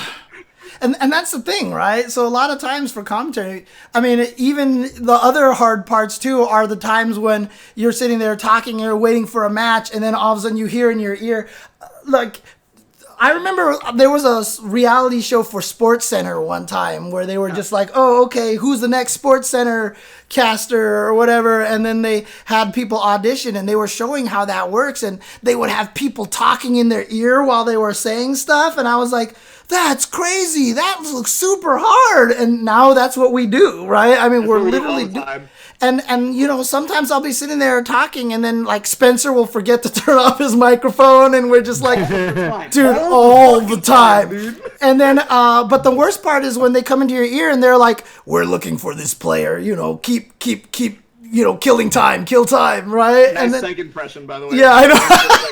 I did that by accident, actually. Solid Snake. This is your Solid Snake impression. Yeah, I know. And then basically I just sat there, and you have to sit there and just talk about shit for like 10 minutes sometimes, and it's crazy. I'm just gonna here's my hot take. there's a lot of FGC commentators that are more talented than like on-air sports broadcasting talent. I 100% believe that. And a lot of it, I feel like, is because we have to do shit by the seat of our pants, and a lot of these dudes are pretty much just directly reading fucking teleprompter. Dude, we got, like, me and Yipes got interviewed for something. There was, like, that one tournament that was, like, in the middle of nowhere, like, in Central America or something like that. I forgot which one it was, but it was, like, Sherry was helping run that event. And me and Yipes went to do commentary for that event. And their local news came by and was like, oh, we want to record some segments with you. Can you say these kind of things and blah, blah, blah. And me and Yipes did that. And, you know, we were just, like, on the fly making shit up and everything. And the guy afterwards is like, you guys are way better than the actual professionals that we work with. Yeah. Like, because you guys, like, we always have to tell them what to say. They have, like, multiple takes. And he was like, you guys just did that, like, one take. And you guys were awesome. And we were like, yeah, there you go. Thank you. We don't have teleprompters. We don't have scripts. Most of us didn't go to college for fucking 6 years to learn how to do this. Yeah. Like, we just have to think on our feet. Yeah, it's just us not sucking at the thing we like to do. Is what it is. Yeah, and I agree with you. I think a lot of us are super good at this shit, you know? And it was really funny, too, because until they took it off my cable package, I actually used to watch the tennis channel all the time. Wait. You have cable, James? I used to. I've killed it all. Until when? When they took off the tennis channel off of my package. I don't know when they took the tennis channel off your cable. What year was it? Like January. Like this January. So. This January? Okay. You had cable until the year 2020? Do you know how old I am, dude? This is just how I did shit, dude. I fucking watch cable TV, okay? You know what, James? If you didn't have cable TV, you'd be able to fucking refurbish your bathroom right now, okay? Boomers want to talk about our avocado toast. You're paying $200 a month for fucking It was TV. part of a package with my internet and a whole bunch of other stuff. Anyway. I gotta watch Maury. Dude, I mean, unfortunately, those are actually a lot cheaper than just getting the internet by themselves a lot of the time because they try to strong arm. Yeah, but I mean, I've cut most of it off now. It's all gone, so I just have the internet now. But I used to watch the tennis channel all the time before I was so rudely interrupted by someone trying to call me fucking old and shit. Yeah. But like honestly though, I would watch the tennis channel. It's really interesting because you could tell they do all of their broadcasts remote, and they were doing a lot of very internet-y, streamy kind of things. And I found out the tennis channel was based in Santa Monica, and part of me was like, I should just go fucking apply for this shit, dude. You should. I should just go. But you don't know this. shit about tennis. But that's the thing. So I know a lot about tennis. I've just not. I can't play it, so I don't have that kind of knowledge. You know what I mean? But the thing about it is, when you watch tennis commentary, it's not about that a lot of the times. They don't talk while they're playing. You know, like that's just the atmosphere of tennis. I feel like I could actually do it a little bit, you know. So I'm sure you could. It's something that I've thought about maybe even trying, because they're commentating like, you know, tournaments in BFE where like you look at the audience and there's like two people sitting in the chairs. You know what I mean? Right. Like they need people to commentate all this shit, and I'm sure they would have no problem throwing me on there. So, you know, I was a big tennis person. I loved tennis, and so what I used to have it on in the background like 24/7 while I was doing shit all the time, because it was just good background noise, you know. And then it disappeared from my package, and then I called them. I was like, please cancel my cable. So that was the end of that. Wow. You actually brought up one of the things that I find to be one of the most important factors of commentary, actually. That you don't have that aspect of playing tennis in your commentary, right? Yeah. I think the best commentators that we have in the FGC were either players at one point or still currently players, and they were semi-strong to like some of the best, right? Like we were all doing something that required us to play at a level that was high enough to know what the hell we're talking about. And so I feel like that's one of the reasons why like our best commentators are our best commentators, is because they know the ins and outs. Yeah, the majority of people actually getting paid to do commentary in the FGC Majority were pretty good players at some point. Yeah, the majority were pretty good players at some point. Because I could name. No, there are some commentators that are real not good at fighting games. Yeah. They do exist, but they're probably not getting paid to do like top 8s at majors. I'll say that. I mean, the interesting Only thing. you couldn't be more wrong. For what game? Hold on. For what game? I can't talk about it. People Why not? Shit, bro. Like it's. I've already gotten so much shit for talking about it. Like, All right. I've already like. I'm gonna assume it's anime because I don't know all the anime. This is red tape. All right. I mean, I look. was gonna assume it's anime. I'm assuming it's. You're calling out Ryan Hunter. Ryan Hunter, you suck at all fighting games. Dude, I can't believe EbonicPlague said it. Real talk, on the Ryan stream. Hunter is so good. Yeah, he actually is. Like to sit down and talk about this motherfucker is actually incredible. Dude, by he's the the way. best. That's why I picked him out Why in is- particular. Yeah. Why is he never in contention for when people are talking about best commentators? Because like, Dude. god damn, He's so Like, good, dude. Ever since he said, and he gave him no remorse. Like that's like one of my favorite lines. Like, what are you standing up for? And then he took it over and he gave him no remorse. I was just like, oh, I love that line, dude. He's just. But I'll tell you this right now. I guarantee you. Look, Brandon, we're fighting game players. We can read other people's minds. I know that EbonicPlague. I know Isaiah is sitting here and all he wants to do is talk so much shit about Kyle P right now. But he's just. I was actually about to bring that up earlier. Oh, hang on a second. You got cut off. You got cut off. You said you were about to bring it up I earlier. was about to bring it up earlier because you remember how Brandon was talking about shit talking the KI community. Yeah. And then you mentioned the Street Fighter players shit talking the MK players. Yeah. I was like, this is actually how the whole Kyle P story started in the first place. That exact same set of reasons. That's awesome. Yeah, for those who don't remember, last week we were discussing Kyle P, and somehow I found out that Isaiah's was mad at him or hated him at some point or something. So real talk. I was talking shit about Kyle. Like this is what was happening, and I feel like terrible. Like, and Right, so yeah. I was like, but like it's something that happened. I can't really like take it away. Like, but like. And so, I said, I mean, funny enough, this Saturday actually, I'm going to be doing Teppen commentary for a 2v2 match, and one of the players is Kyle P. So that's how the conversation came up. Yeah. Last week was because we were talking about. You were like, "Do you hang up Kyle?" And I was Nope, that's your mortal enemy. Also, Kyle lives in a different state than I do, so it's like. Oh, does he? Oh, wait, He's Seattle. what state do you're in? Oregon. Oh, you're in Oregon. So you're in Portland area then, or? Portland, Oregon. Yeah. Oh, okay. That's why when you're at Portland Retro Gaming Expo. That's right. Yeah. Okay. That Does makes everyone sense. in Portland love the show Portlandia, or do they all hate it? So it's a real mixed bag. I used to think that everybody hated it here in Portland, but it turns out that there is a real mixed bag about people hating it or loving it, because some of the shit in Portlandia is very true, right? And then some of it is incredibly over exaggerated. But the thing about that is, for me, I think that's probably the reason why people like the show, is because it's funny enough that oh yeah, that shit's over exaggerated, but it's still funny. Right. They can still relate. There was actually an episode that was taping across the street from where I was working at the time. Because I cannot for the life of me, I can't remember the male actor's name. I've never seen the show. He was doing some cross-dressing segment or some shit. And so I just saw him walking down the fucking street across the street from my work, just in full dress, and I was like, okay, all right, whatever. Fred sure. Armisen, someone says in the chat. Fred Armisen. Okay, so he was walking down the street in just a dress or something. I don't remember what this was for, but it was for one of the episodes in Portlandia. And I was just like, okay, yeah, the whole street shut down for this shit. Sweet. But yeah.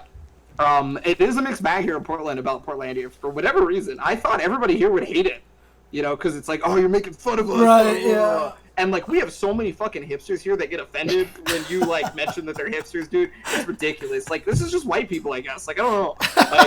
White people just get mad offended when you just call them out for being white. Man, both of you guys have now called out white people on the stream. I can't say anything.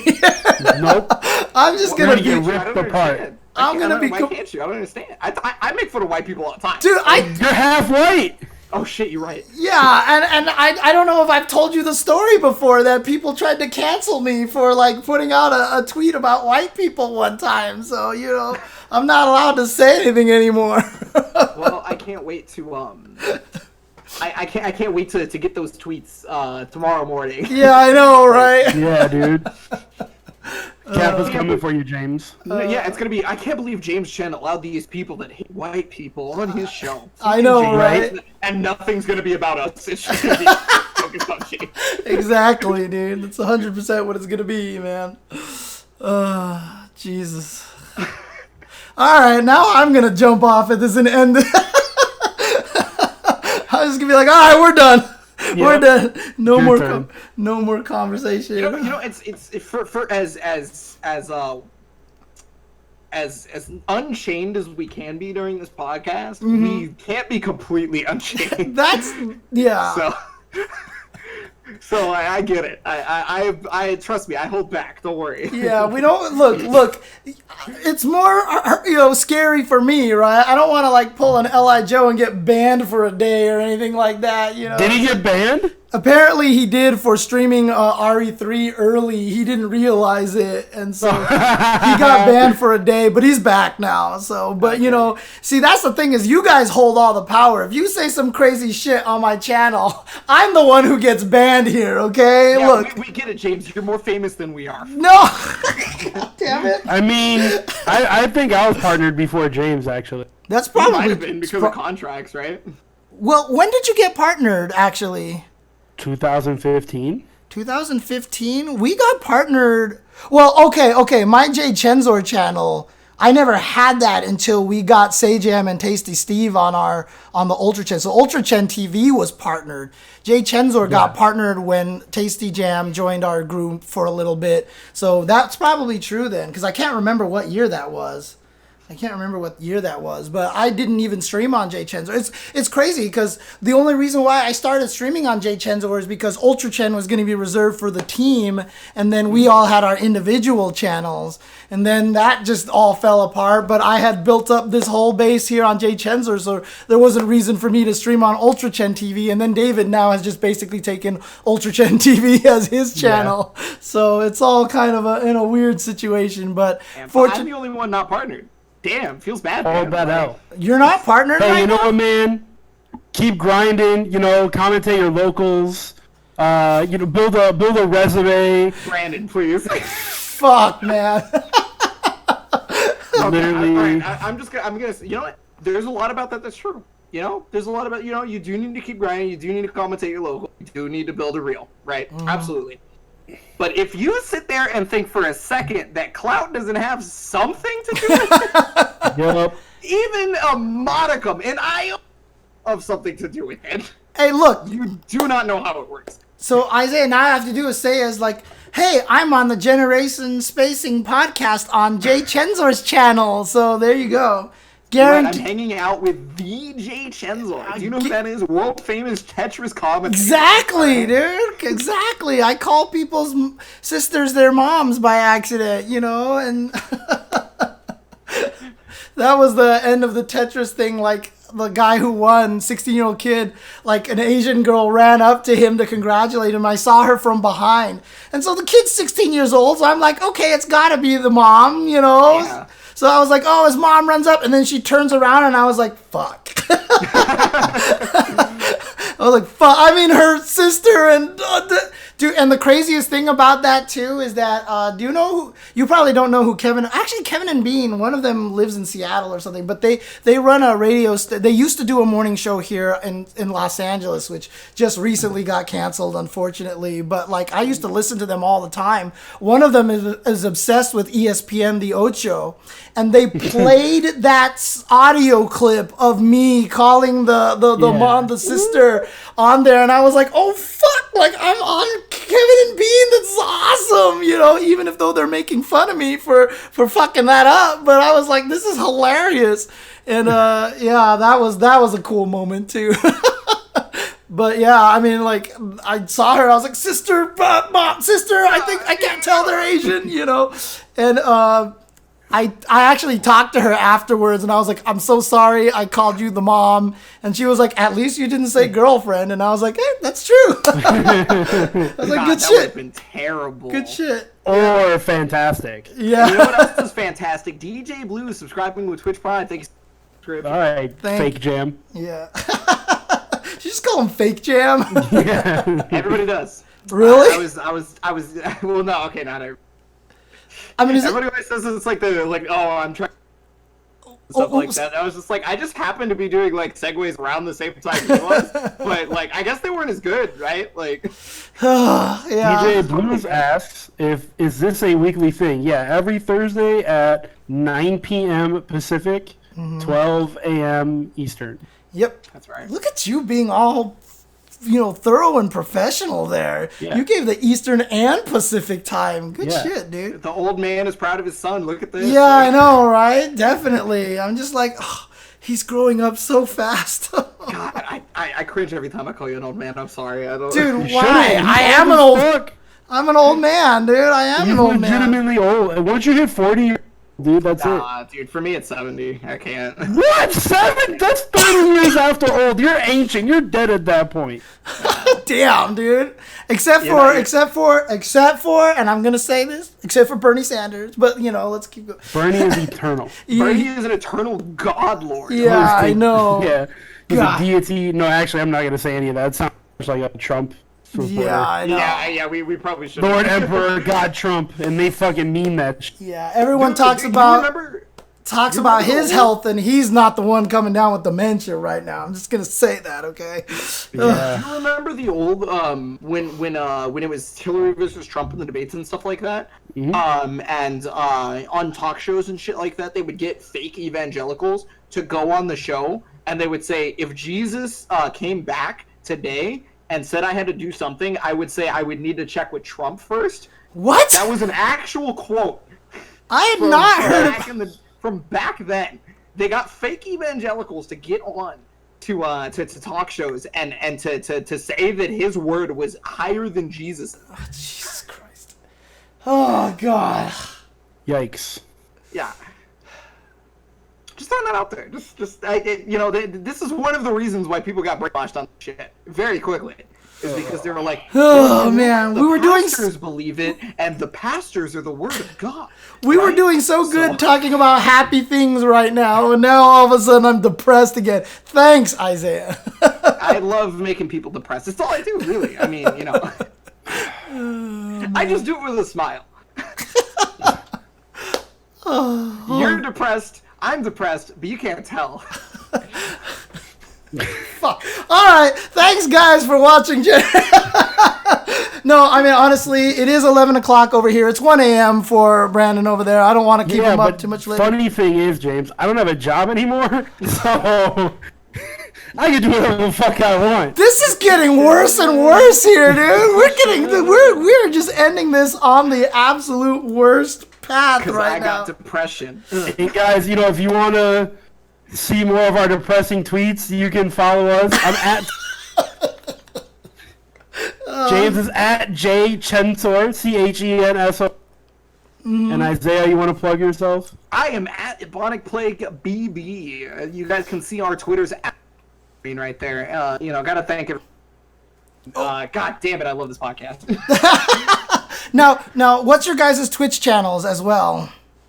Mine is the same as my Twitter. Okay. Yeah, Twitch TV TuboWare. I'm the only TuboWare, so it's easy. That's awesome. So we've got all the Twitter and the Twitch synced up. Then basically, not everybody gets that. So It can be difficult. yeah, I mean that's why Maybe one day I'll get the EbonicPlague Twitter handle. Yeah, Maybe one day. That's why we're UltraChenTV. We just wanted to be UltraChen, but that was taken already by some guy with the last name of Chen who has never tweeted on that Twitter account ever. So, there you go. We've been Correct. Stay free.